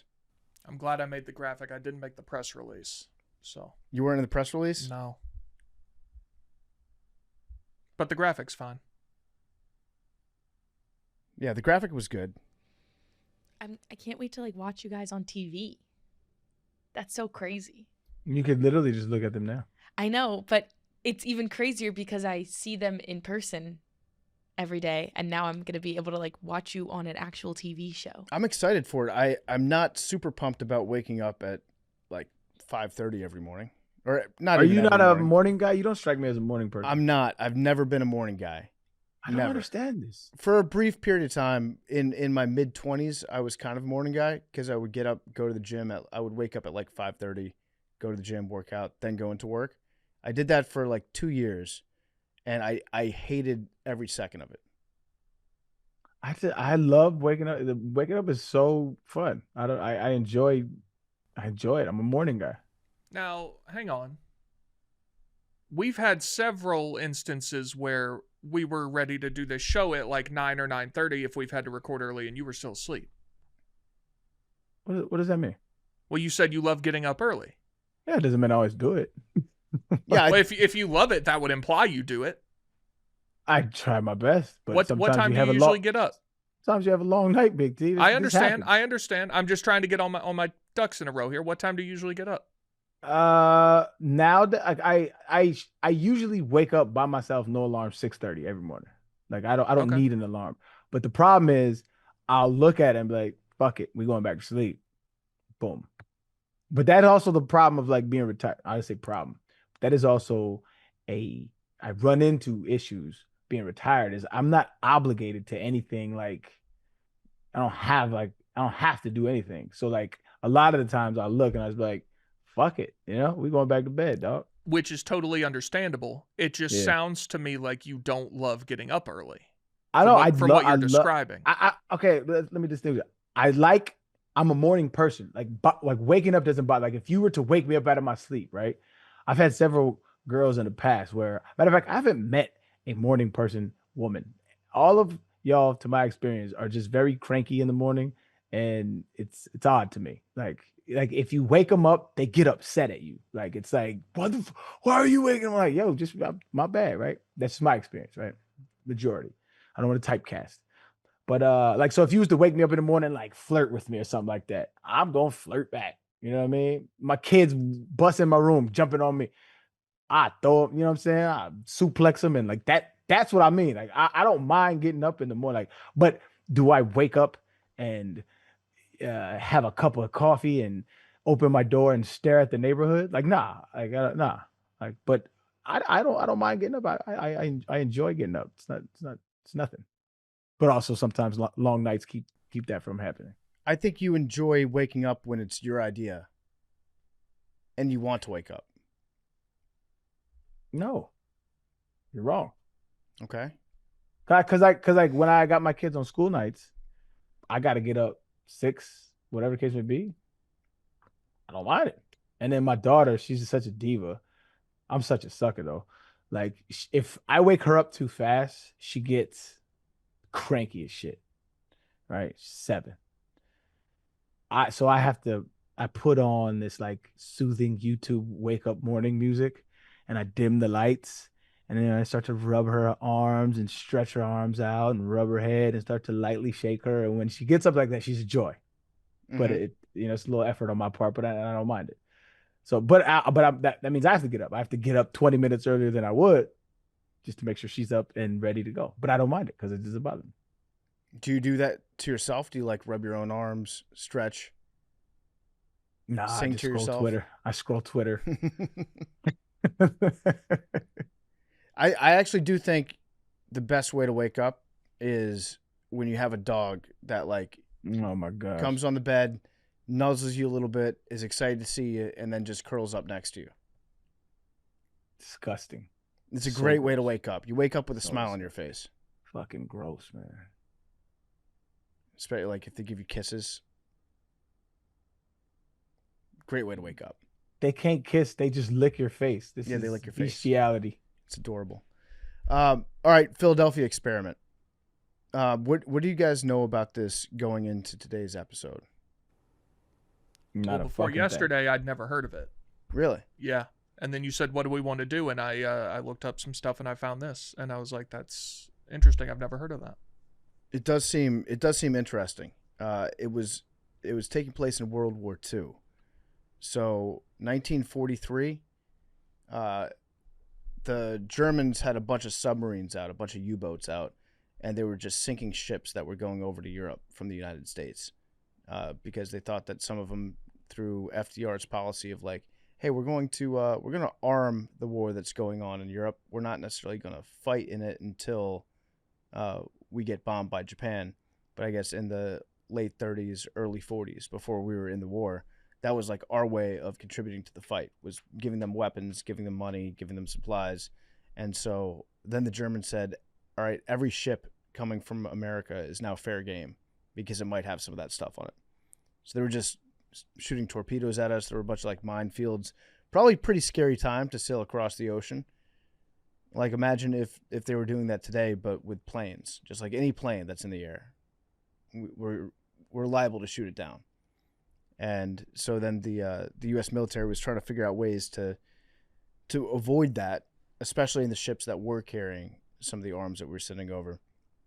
So they were doing all sorts of stuff to try to make ships invisible. And whether that's invisible to sonar, to radar, to underwater mines that have like proximity fuses, they were just trying to make our ships invisible to the enemy. And allegedly, in 1943, October 28th, in Philadelphia, they tested something called Project Rainbow. So there was a doctor named Dr. Franklin Reno that was inspired by Einstein and his unified field theory. And he wanted to figure out a way to surround a ship that would make the ship invisible to radar, whether that's like with camouflage or any sort of coating. What do you know about unified field theory, Arian? It is where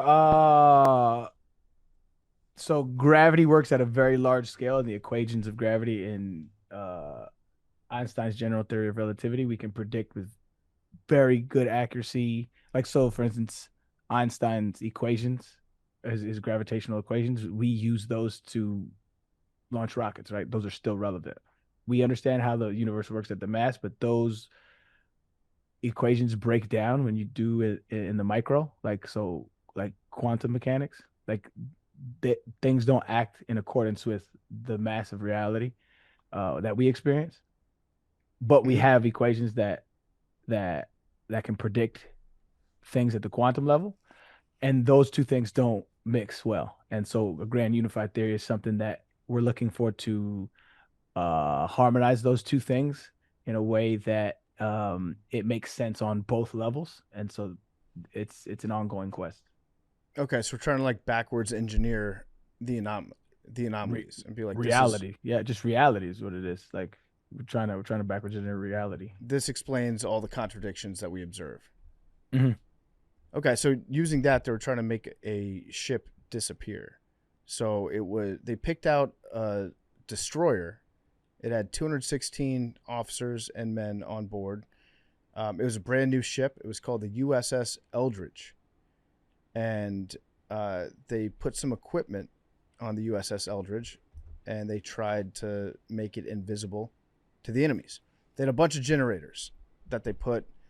It was in the middle of the shipyard in Philadelphia. I believe it was the Norfolk shipyard. They turned the generators on, and apparently a strange glow appeared on the ship, and then it just disappeared. The entire ship disappeared. And it materialized. It reappeared. Or, sorry, this was in Philadelphia where this happened. It reappeared in the Norfolk Navy Yard. Norfolk being in southeastern Virginia, which is a long ways away from Philadelphia. So they turn the generators on. The ship disappears. It shows up in Virginia. And allegedly 2 sailors from the ship appeared also in a harborside bar. And there was a fight going on in the bar. And then the ship reappeared hours later, and some of the sailors were like fused in with the ship, like welded pretty much into the side of the ship. And then a lot of the sailors that were in the crew went insane. They went nuts. Some were never seen again. And then others seemed like they were themselves disappearing afterwards, like fading into the sky almost. And also, all the ship's clocks were out of sync, 10 minutes off. And this was reported not only by somebody that was on the ship, but also by witnesses that said that they saw it. They waited, I think, 15 years to come forward and say that they saw something really strange going on the ship. Nobody else really talked about it, but allegedly it disappeared. But there was only one guy who said he saw it in Norfolk, right? I think there were a couple people that said that they saw it in Norfolk, and then the sailors that appeared in a bar. Let's see, it was a veteran who served on board the USS Engstrom. Suggests it might have traveled from Philadelphia to Norfolk and back in a single day, at a time when merchant ships could not.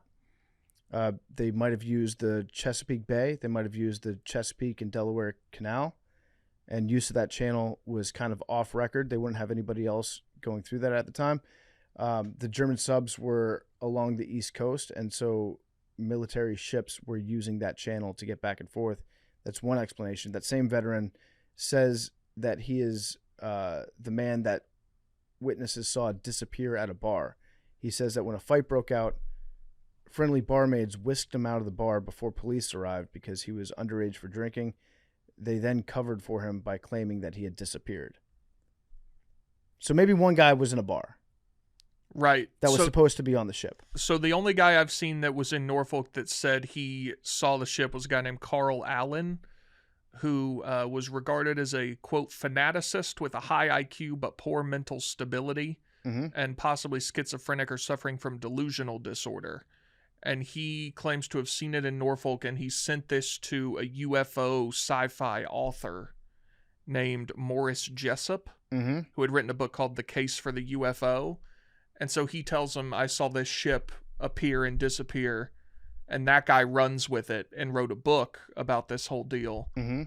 That then apparently someone at the Navy was like mildly curious about, and I guess there was a copy of the book that was annotated by somebody at the Office of Naval Research, and then that was kind of claimed to be evidence that this whole thing actually happened. Yeah, there were 2 officers at the Office of Naval Research that started studying the book, and they published 127 copies of the book, which is a strange thing to do by the Navy if you think it's complete bullshit, right? Sure. Like they themselves published it. Now there are people that, you could say that all the reports of this happening were uncorroborated, but the fact is the Navy did look into it, and the Navy thought that it was worthy enough to publish a book about it, or at least publish 127 pages. Then they said that they've never conducted any investigations on invisibility. In view of present scientific knowledge, ONR scientists did not believe that such an experiment could be possible, except in the realm of science fiction. Now, I think that there's like a very useful thing for, let's just say, take the skeptic's point of view, that this never happened, that the ship didn't disappear, it didn't show up in Norfolk, Virginia, and it didn't have like the crew members also disappear into the ether. Which feels like it would have been easy to prove. Possibly. But there is a lot of value in making Germany think that you did it. For sure. Right? And making Russia, because when this came out, it was at the start of the Cold War in the 50s, making them think that we did it. That we've got ships that are so high-tech that they're invisible. And I know that Hitler was like super involved in the occult and like kind of bending some of the edges of reality. He was interested in reading about that stuff. So he could be a guy that if he found out about it, he'd be like, oh shit, we gotta direct one of our offices to look into this so we can figure it out. Yeah. Right? Arian, you seem like you're skeptical. Yeah. I don't think we can make shit disappear. What about... What if it's one of those things where, like, we used to be able to do it, but we've lost the technology? We got too advanced. Like going to the moon. Yeah, we don't can't know how to do it anymore. We don't have any of the factories that make the parts for the invisibility machines. Yeah. Nobody has the institutional knowledge to know how to bend time and space. Yeah. Yeah, that's a possibility. But I feel like the most likely explanation is that we wanted to make people think that we could do this. Because we would do it again, right? Like there's a bunch of times in our history that we would probably benefit from having this technology. But this didn't really come from the government. The theory, anyway. Well, it was published by the government. The story was published by the government eventually, yes. Yeah, could be. They also made a movie about it in 1984. So it was a flop, though. It lost $1 million in 1980. I feel like you should be able to remake that movie. Technology we have today, yeah, probably be a banger. What's the most unique movie you've seen come out in a while? Like where it's new, it's fresh idea. Recently, nothing. I agree. I think this shit is dead, man. I think streaming has ruined like the box office, the people that invest in these kind of movies. I think that shit might be over, man. It's on its way out. Because I think there's more money to be made in TV now. Like if you can do a series, that's a hit. And like, but it's like streaming. But as far as like putting movies out in theaters and stuff like that, they're just doing everything safe. It's the same old Superman, Batman, Marvel, same old. There's nothing like new. And I used to love going to movie theaters. I would go all the time. I don't. The last movie I saw in a theater, I went and saw F1 in a theater, like July 4th, which was a fine, okay movie. But again, it had like an IP attached to it. Mm-hmm. I recently saw there's this Chinese movie that got dubbed in English. It's like an animated one. I forget what it's called. It just came out. NU2 or something. Um, Anywho, I went to go see it with the kids. And it was by far the best animated film I've ever seen, as far as like the graphics are concerned. Like it's not even close. It was is so unbelievable, like technology they used to make that shit. Just the best I've ever seen. But as far as like the storyline and stuff, that's just way too busy, way too much going on. It's a lot to follow, lot going on. Long, kind of drug it out. Arian, I'm curious if you've heard of this, because I don't know if y'all have seen this. There's a new #1 most watched movie on Netflix of all time. Oh. And it says most popular Netflix film of all time. So I don't know if that means made by Netflix or watched ever on Netflix, but it has 236 million views. So I'd guess probably either way. Do you know what this is? They released the number? Yeah, which they never do, but they Yeah. said with 236 million views, X is officially the most popular Netflix film of all time. And it's like it's a kids movie, but it also features something I feel like you may have seen, given some of your interests. I'm gonna go with Lion King. It's called K-pop Demon Hunters. Oh my God, I hate this fucking movie. Dog, when I tell you my kids watch the shit out of this, they watch this shit 30 times in a weekend, fam. It is so stupid. I hate this movie with a passion. It's the most watched Netflix movie ever. Is it so? It's for kids. Yeah. Yes, it's absolutely a kids movie, and it's like an anime vibe, but I hate it. I can't stand this movie. Don't like it. The most popular movie of all time because like if kids find a movie that they like, you just watch that movie over and over and over again. Like Baby Shark got to be diamond by now, right? Yeah. Let's see how many views that's got. What are we guessing? 2 bill? Baby Shark, yeah, 2 bill. That sounds good. Did Baby Shark kind of fell off a little bit though, huh? There's so many. So one video has 223 million, but it's like they're all, I don't just see the original song. It's like Baby Shark does this. Yeah, who wrote Baby Shark? So many different variations. There's Baby Shark Halloween, there's Baby Shark Christmas, there's it's a thing. And they all have 70 million views. Unreal. So combined, it's many billions. Yeah. Oh, wait, no, I found the original song. I thought that said 168. That says 16B. Oh, shit. That's insanity. 16 billion. That's got to be the that most can't watched be a video real on YouTube. number. How much money do you get paid if you have one YouTube video that has 16 billion views? I think a million views, I think, is around like, it's not that much. It's like $1,000 or $2,000 or something like that. It's nothing crazy. Maybe even 4. So on Google, it says that earnings range from 0.002 cents to 0.025 per view, meaning 16 billion views could translate anywhere from 32 million? No way. No, that sounds right. From Baby Shark? You get 32 million from Baby Shark? Oh, what a bop. I glossed over this because I thought that said 168 views. It says it's $3 to $5 per 1,000 views. So yeah. Oh my God. So that's 5,000 per million. So that's $5 million per billion views. Mm-hmm. So 5 million times 16 would be like 80. I hope that the person that wrote that has a strong publishing company. Is that the most viewed video of all time? I thought like Gangnam Style was like 3 billion and that was the most. Let's see. Gangnam Style's 5.6. I thought that was number 1. So the song Baby Shark was Baby Shark is the most popular ever. It was released in 2016 by Korean children's entertainment brand Pinkfong. which is owned by the Seoul-based company Smart Study. It's been performed by K-pop acts. It's been on TV. Yeah, so Smart Study owns Pinkfong, which owns the song Baby Shark, and they've made millions off it.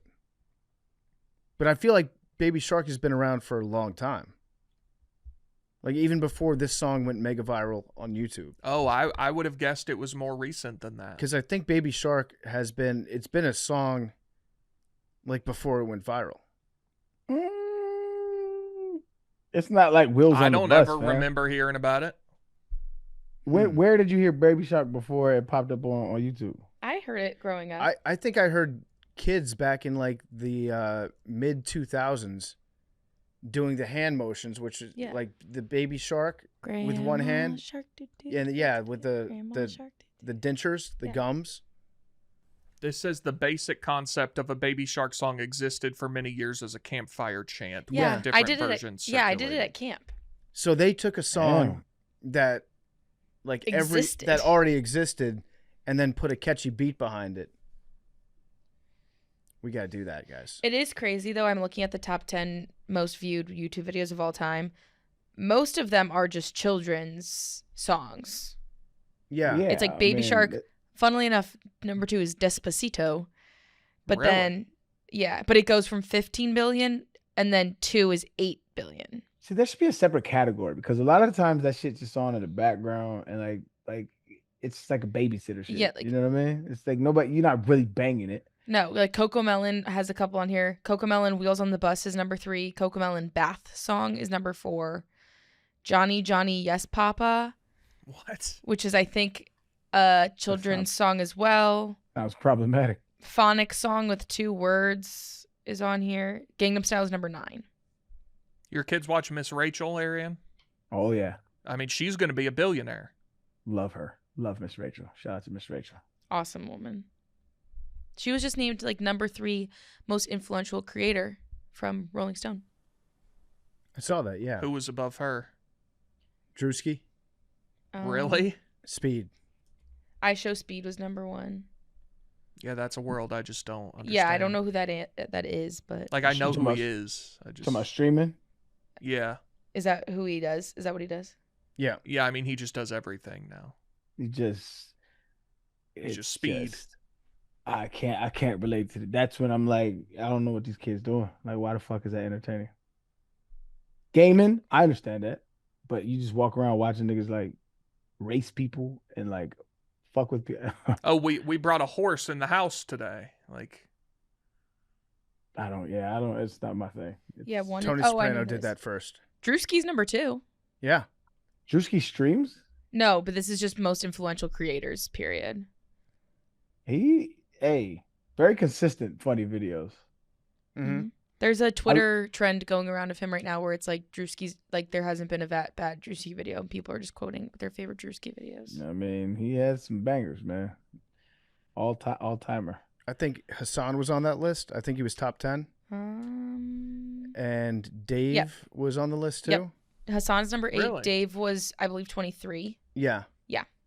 I saw Mr. Beast was upset with He his didn't get it. ranking. He was very upset. He Yeah. was upset that he was not ranked higher from a guy that has 1 million followers. Caleb Heron. Yeah. And I'm not familiar with that guy's game. Oh, awesome. He seems very funny. He's Who? hilarious. Caleb Heron. He's so funny. No, that is. So I saw Mr. Beast get upset online, and then I saw some of Caleb's videos that he had put out. Yes. He seems like a very funny guy. He's hilarious. Yeah. Caleb, what's his last name? Heron, like Hearon. Also, Mr. Beast, you're Mr. Beast. Why are you getting upset? Why are you upset at somebody beating you? You should be happy.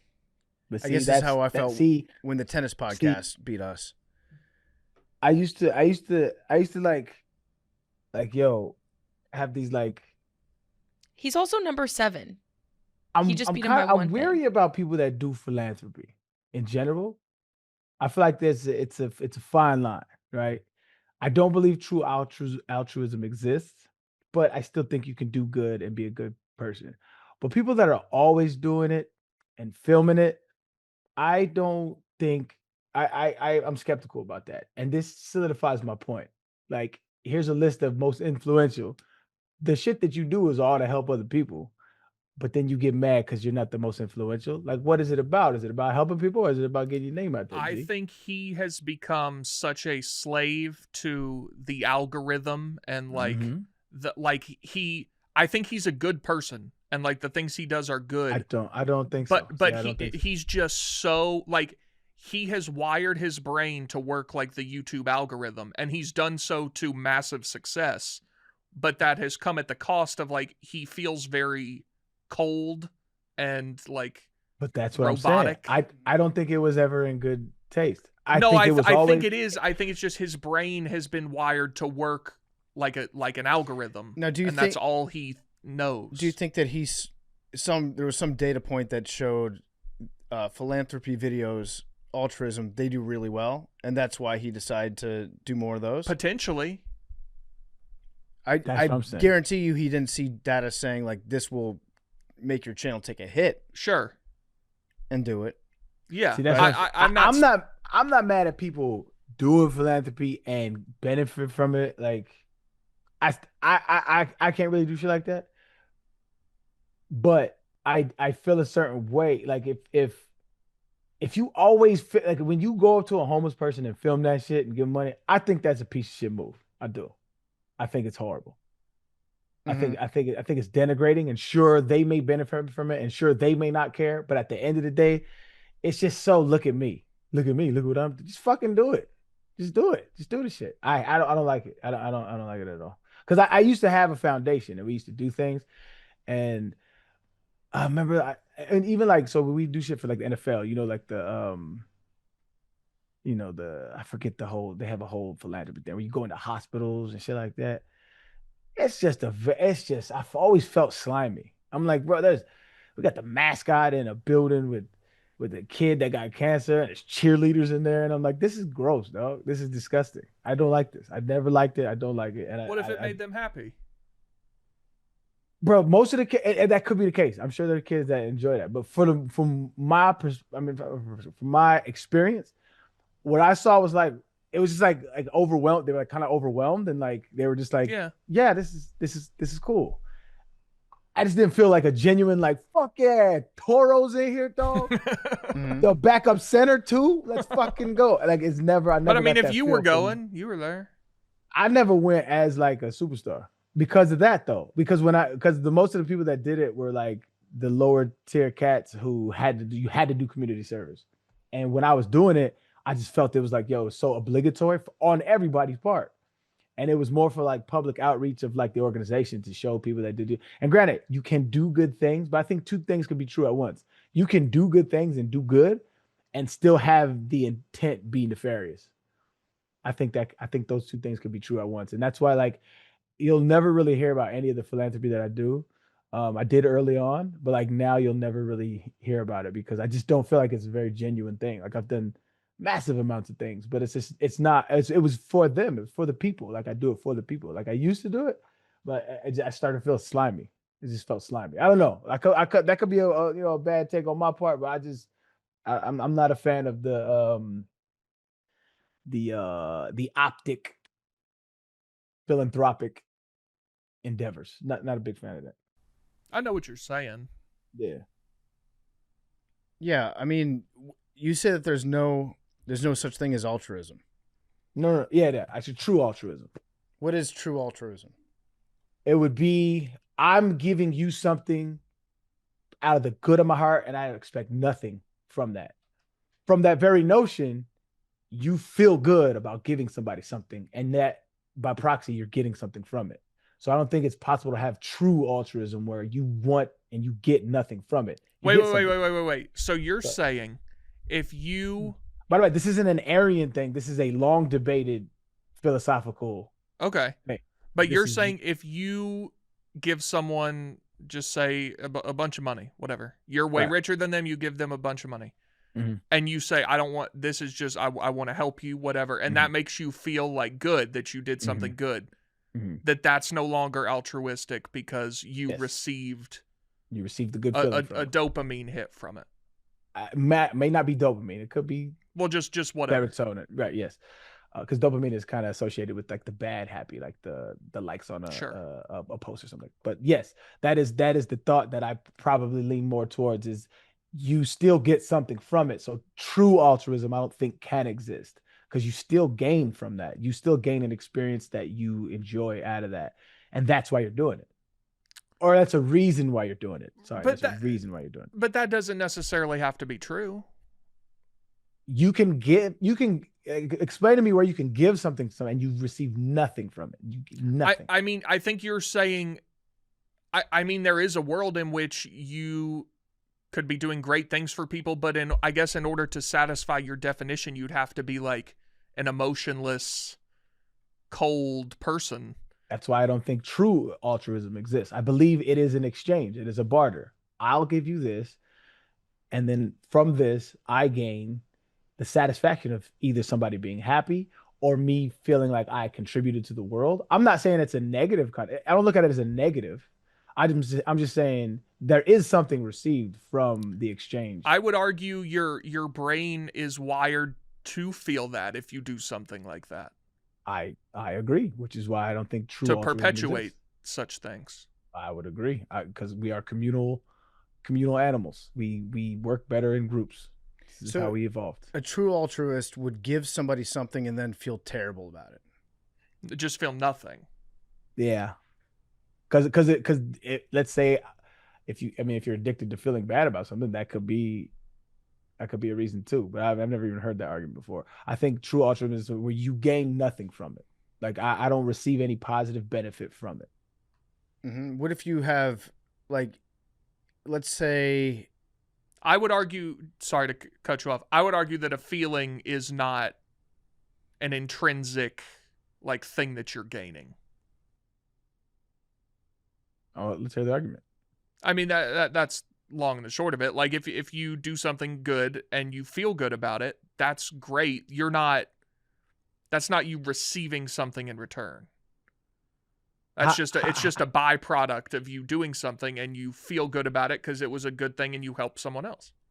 But how is that not you receiving a feeling from it? I mean, you can argue you're receiving something. I would counter that it's not a receipt as much as it's a byproduct of your own brain. If it's no it's not coming from somewhere, it's within you. Okay, I would let's argue about that. No pun intended. If I buy a product, I get a receipt, right? I didn't ask for a receipt. I get a receipt. You're also taking that thing into your possession though from somewhere else. 100%. So by your logic, what you're saying is you're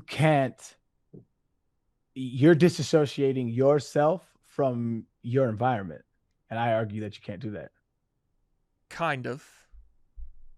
That I see no way in you have to enter. That is one of the definitions of being alive, of life. That's how we define life, is you interact with your environment.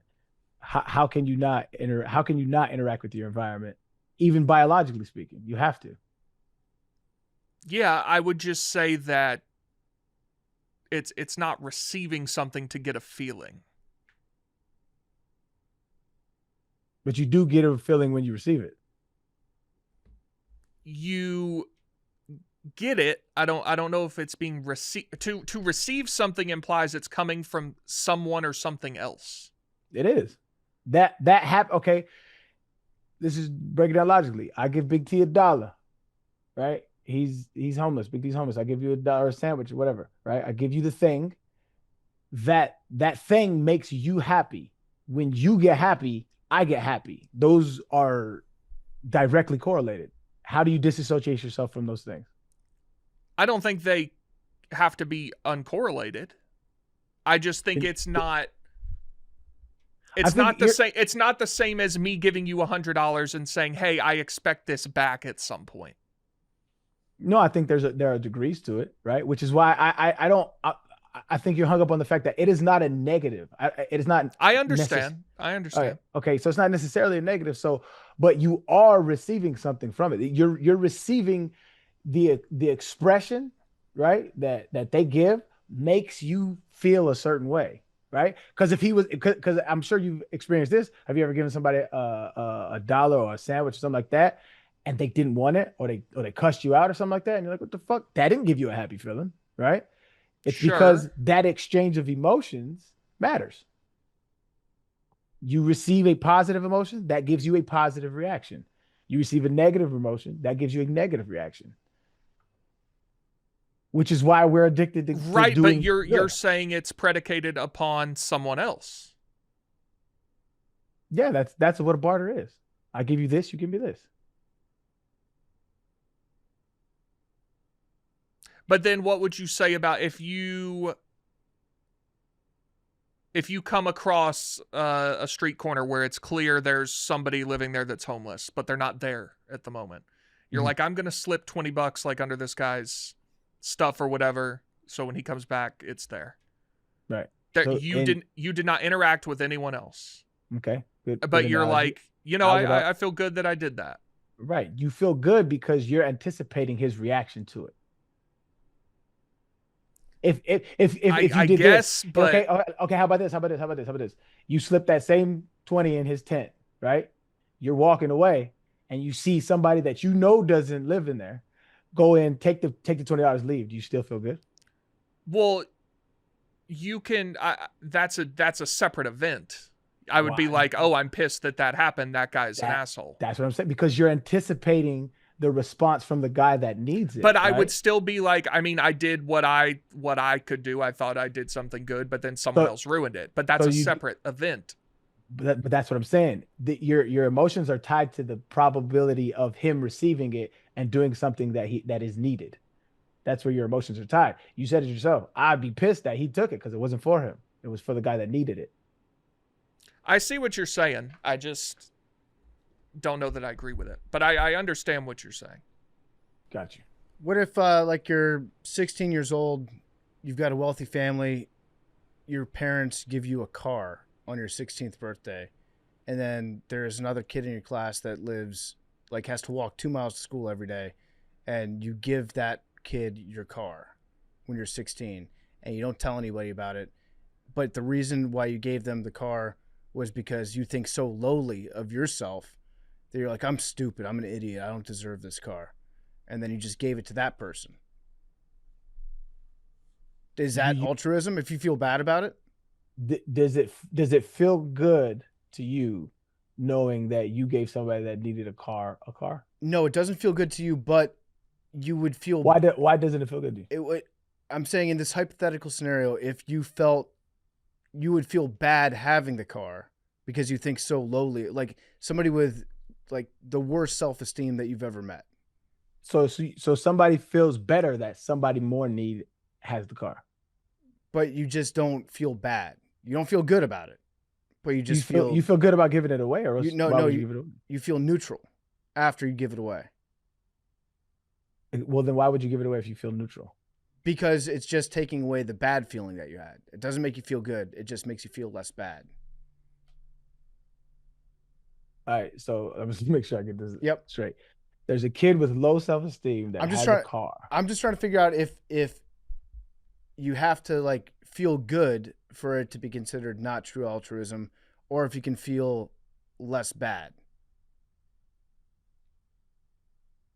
That would still fall in my eyes. It still falls under the category of you're attempting less bad is in the direction of good, It's is it better. not? Yeah, it's better. So you're still feeling better for giving something to somebody in more of a need. So Right. regardless of the spectrum of good and bad, you're still trying to feel better by doing an act that you feel is virtuous. Yep. Okay, that makes sense. Like I said, this is not my argument. This is I've read it over the years, and I just happen to agree with it that I don't think it, but I also don't think it's bad. I think we're selfish beings in nature, and you can either be selfish and help or selfish and hurt. I would think you would argue that that's evolutionarily necessary. I do argue that actually. Okay. You have to. The reason why your survival instinct is by nature selfish. Your first instinct So is you to just don't survive. believe the concept of altruism like can exist. Yeah, I don't think it's possible. Okay. I mean, I disagree, but I can see how you arrive at that conclusion. Love that. Is it still better to be a giving person than a non-giving person? That's a good question. So like with Mr. Beast, the reason why he drums up so much like drama around him is because I think a lot of people feel what I feel is like I think you're doing it for the wrong reasons. And while you are doing good and while you are helping people, there's so like did you ever watch the Beast games? No, I didn't see it, but I'm So familiar with it. it was on Amazon and it was basically like Squid Games, but with real people playing for real money. And yeah, at the end, some dude got I think it was like $10 million or something like that. But it's just I just and coming from somebody that's wealthy, this may hit different for people, and I understand that. But you put people through these obstacles and these very humiliating things, all to get money, and it to me from my vantage point, it's just very disingenuous. It's not about it's not about helping people, in my opinion. It's more about like how ridiculous can I make people look so that people watch this thing.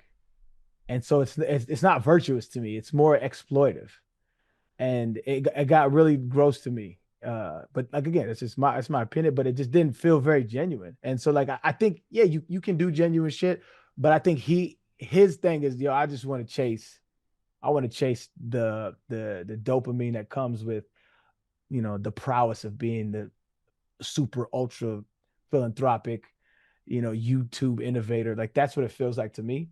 He just doesn't feel like a very genuine cat. And I could be wrong. I don't know him from Can of Paint. I don't know. I could be wrong about that. But that's just what I can only consume what I consume of his content.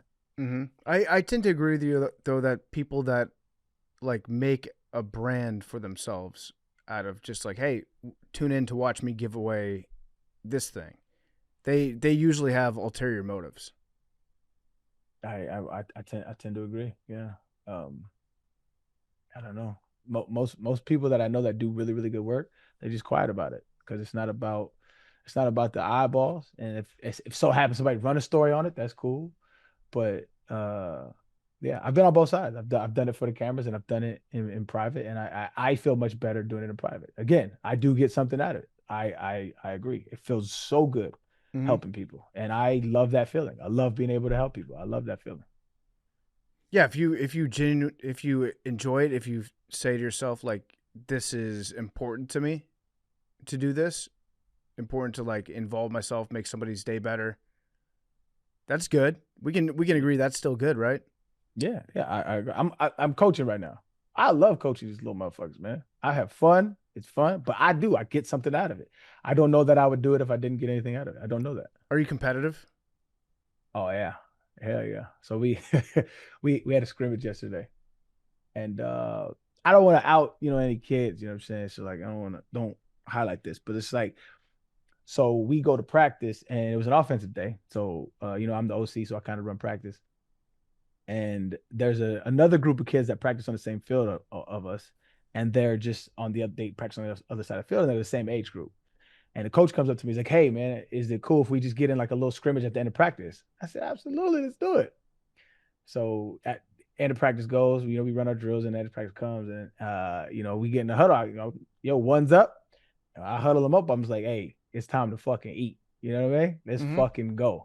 And so I was trying to bury them motherfuckers. I ain't gonna lie. I ran it up, and we did. We whooped they ass, and it was felt amazing. And I don't care that they're little kids just trying to play a sport. Fuck that.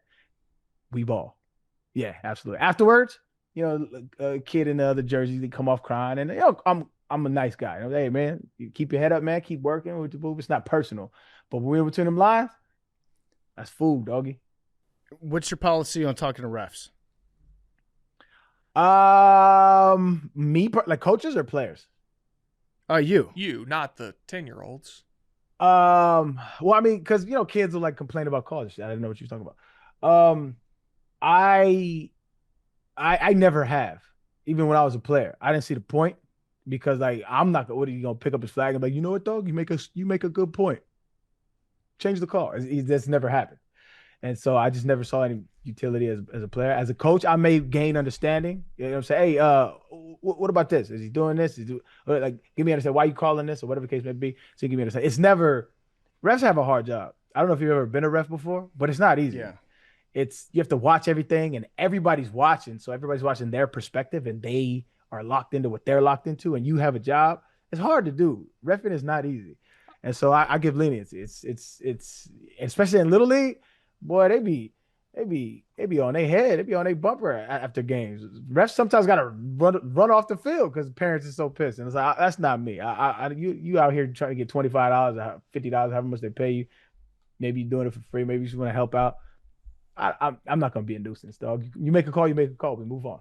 I agree with everything you said, especially about youth sports, like youth umpires. Like some of the videos of parents, it's insane. But Yeah. I do think there's an argument in like professional and college sports that while you can't change a previous call, you can influence the next one, which I think is what most coaches try to do.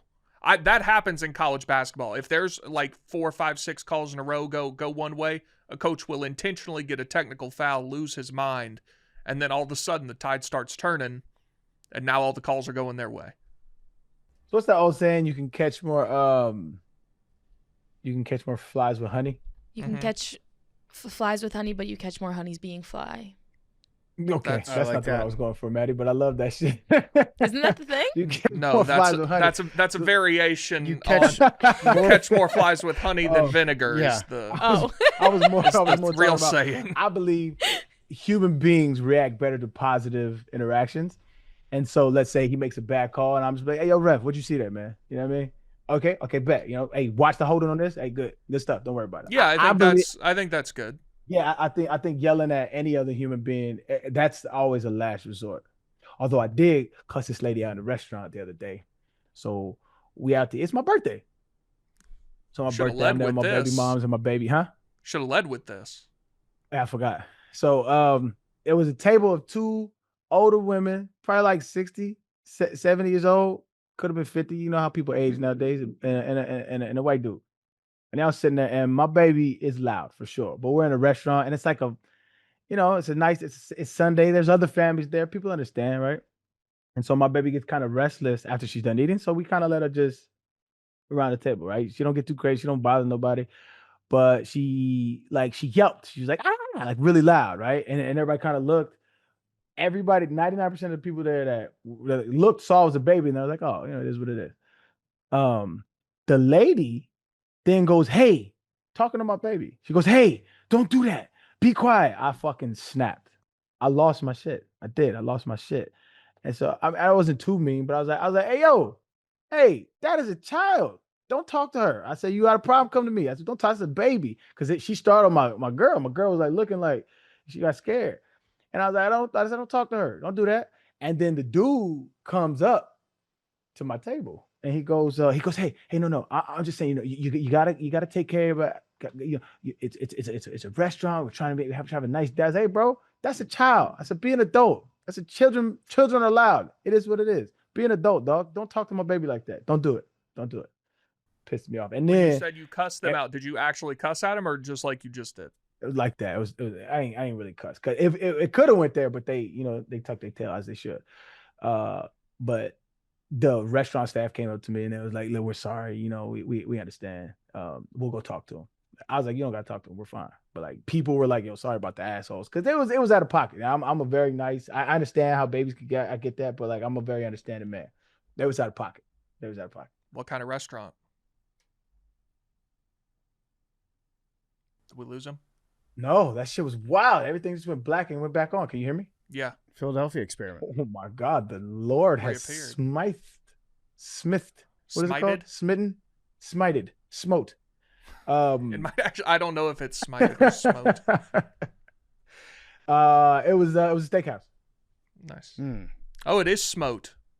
Okay, look at me. I'm fucking on fire. The past tense of smite is smote, while smitten is the past participle, and smited is not a correct form of the verb. Got it? Yes. Smote. All right. I just got smoke. Talk to your man. I come in peace. It's an interesting conversation, though. Got Something a about the little off babies. topic there. Mm-hmm. Happens on this show. There is one other thing about the Philadelphia experiment that I wanted to bring up. That was a guy that claimed that he was on the ship, Al Bielik. And it's not necessarily because I believe his story, but just because his story is fascinating to me. He claimed that he was on the ship and he got transported to the year 2037. And he lived there for 6 weeks, recovering from radiation that he says that he got from the experiment. And he said that society was a lot better, that there was basically utopia in 2037. And then he said that in 2037, instead of being transported back in time, they sent him further in time to 2747 for 2 years, which was even more of a utopia. No wars. Everybody was cooperative. Everybody was living in harmony with each other. And then he got sent back, and then he went on a bunch of talk shows in the late 80s. And they were paying him like thousands of bucks for each appearance. And he kind of became a celebrity for a little bit based on his story of being a time traveler that got sent to the future twice, which good for him and good for guys that can just make something up and then get invited on talk shows to tell their made up story. Good for that guy. But I do think that if you were transported in time, what is that, like about 700 years? Like imagine being transported in time from the 1300s to today. You'd probably think that we lived in a utopia, right? Yeah. Right? Yeah. Like, oh, I can drink water without dying? That's pretty cool. Find out what a bed is. Oh, you find out, oh, dude, bed. You would not want to go back. You'd have to kill yourself if you went back to the 1300s. I think so. Well, you'd probably die soon anyways, but if you went to the future into the year 2000 from the 1300s, you'd be like, this is what's a grocery store? Holy Knowing shit. what you know now, what do you think is the furthest year you could go back and not want to kill yourself? Ooh. I don't think it's very far. Nope. Not for me. Not here. I think 1969. I think that's. I was thinking 60s is probably about Late the right 60s. answer. Like Vietnam winding down. That'd be cool. Free love. I mean, if you woke up in the 40s, Mids everywhere. If I woke up in the 40s, yeah, that'd be an issue. World War II, Yeah. there's no. I mean, obviously, there wasn't really Civil TV rights. by then. TV is a thing, but it's not really. Right. It's not popping off. So you've got radio. You've got like 2 channels on TV. You have you've got baseball. Yeah, baseball's Baseball's big. popping. Yeah, I'd have to get really into horse racing probably. Yeah, boxing. Boxing, yeah. You guys would have your own water fountains. Yeah, that'd be awkward. I mean, I'd have to drink out of them, right? What am I going to do? Just go thirsty? Do you use water fountains like that? Uh, I feel like as an adult, I don't. But yeah, I think back then they were a little more prevalent. You didn't have like You so know, many. no Stanley Cups. I mean, it was guess. like in public places. It was, I saw this thread the other day where it's like people dressed up way better and more back then. Like you Oh, would yeah. see out and about, like in the summers, people had like suits and tucked in shirts and Dude, shit. to They go to a looked fine. baseball game, people put on a suit. And a hat. And Top not a hat. baseball cap. Yeah. Yeah, you put on like a nice dress hat to go out. Yeah. Yeah, yeah. No, it was better from that aspect for sure. You could smoke everywhere though. That's kind of cool. Yeah. But yeah, just I can't remember the last time I've used a water fountain. It's probably when I was in New York, and if I go for a run and I was super thirsty, they had water fountains that were like in the park that was by my house. I never felt good about using it. Yeah, I don't trust them anymore now. I can't remember the last time maybe like pick a basketball game, something like that. Yeah. As a man, should you be using a water fountain? Is it gay to use a water fountain? I think it might be. What is it Kind of gay? in a vulnerable position. It's what do you mean? using a water fountain. Oh yeah, yeah. You're compromised. You're getting spit roasted by two of the Well, elements, by water you and definitely air. are, Big T. Like, cause you got to bend over. Like Yeah. he has to get on his tippy toes. Yeah, That's he's true. kinda- It's not a big deal for Well, you. I bring a portable step stool with me so I can get up Got on it. there. yeah, like a little briefcase. Yeah, it unfolds into a stool that I can get on. Yeah, like a little spacely sprocket ladder that you pop out. Yeah, drinking water out of a fountain, pretty gay. Proposing to a woman, honestly, kind of gay. Low key. Like getting down on a knee. Would you do me the honor? Please say yes. I'm begging you. She goes, pause. Yeah. No. I think you've told me everything I need to know. All right. Good talk. Great talk. Just real quick, I want to end the show on this quote I just saw from a Nebraska defensive back, Deshaun Singleton. Wait for a second, because this quote's going to be brought to you by Part of My Cheesesteak. Love that. It's perfect for a game day meal or late night eats. Part of My Cheesesteak offers a wide variety of cheesesteaks, loaded fries, and popular desserts, all delivered right to your door. And they've got a new combo, the big one. At Part of My Cheesesteak, it's an original classic cheesesteak, your choice of brownie bites or donut dippers, and a drink, all for a discounted price. Go to partofmycheesesteak.com. Order with code PMC20. Get 20% off your order. And this is an ad by BetterHelp. These days, it feels like there's advice for everything: cold plunges, gratitude journals, screen detoxes. But how do you know what actually works for you? With the internet and information overload about mental health and wellness, it can be a struggle to know what's true and what actions to take these days. Using trusted resources and talking to live therapists can get you personalized recommendations and help you break through the noise. I've gone to therapy in the past. It's helped me tremendously. With over 30,000 therapists, BetterHelp is the world's largest online therapy platform, having served over 5 million people globally, and it works. With an App Store rating of 4.9 out of 5, based on over 1.7 million client reviews. As the largest online therapy provider in the world, BetterHelp can provide access to mental health professionals with a diverse variety of expertise.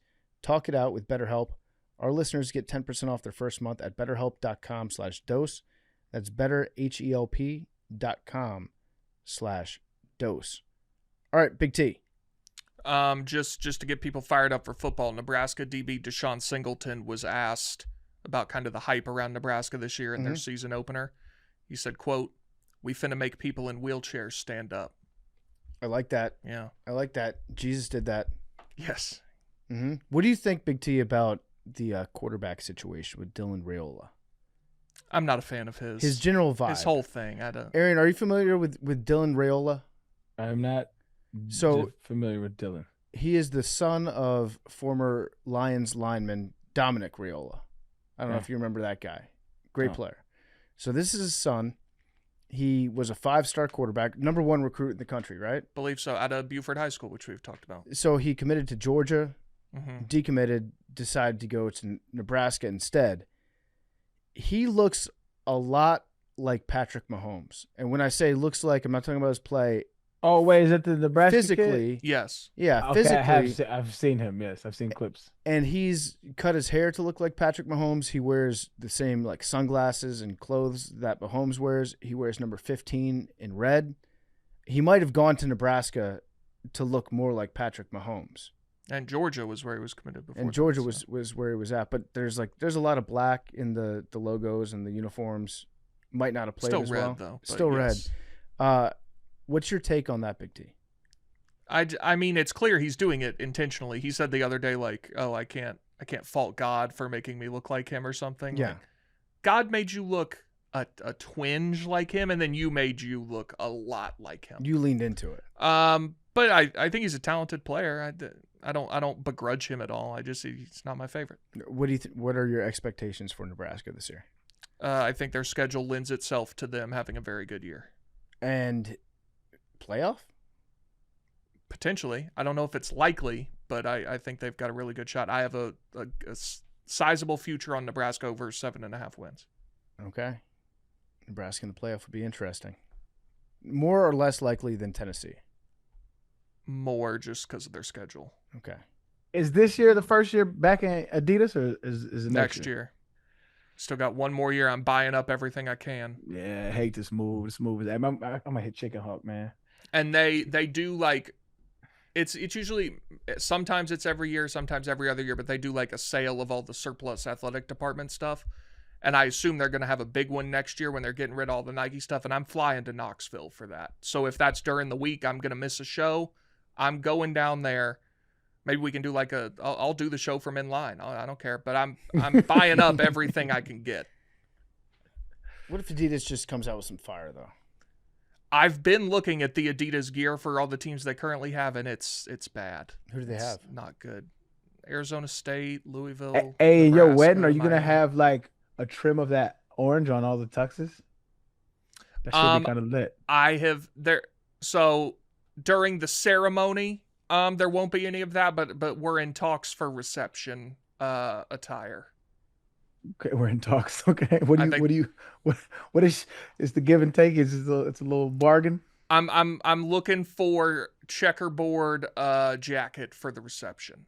Oh, on the inside, that might be kind of fly. No, the outside. Oh God, okay. No, not the lining, brother. The outside. Yeah. What about tablecloths at the reception? I don't think I'm in charge of that. Some orange, so it's a checkerboard. I don't think. Do you have a color scheme for your wedding? I'm learning about that. I believe there is one, yes. Orange not involved in that scheme? No. Okay. Damn, vetoed. And absolutely no talk of a Saturday in the fall. That was never on the table. Mm-hmm. You know the date. The date's set. I do. Wait, I don't know the date. What is the date? I'll tell you later. Oh, okay. All right. One Well, of those stragglers. Yeah. the engagement everyone's talking about. Yeah. I already have it on my calendar Beat for 'em next to year. it. All right. We will see you guys next week. We're doing a voicemail episode. We're out of the office on Labor Day, so we're going to record that in advance, but there will be an episode on Tuesday for Nanodosing, and then we'll be back in the studio for Thursday's show next week. And next week, we have football of the professional variety, as well as a full slate of college to talk about afterwards. And also, tune in to FS1 on Thursday. Love you guys.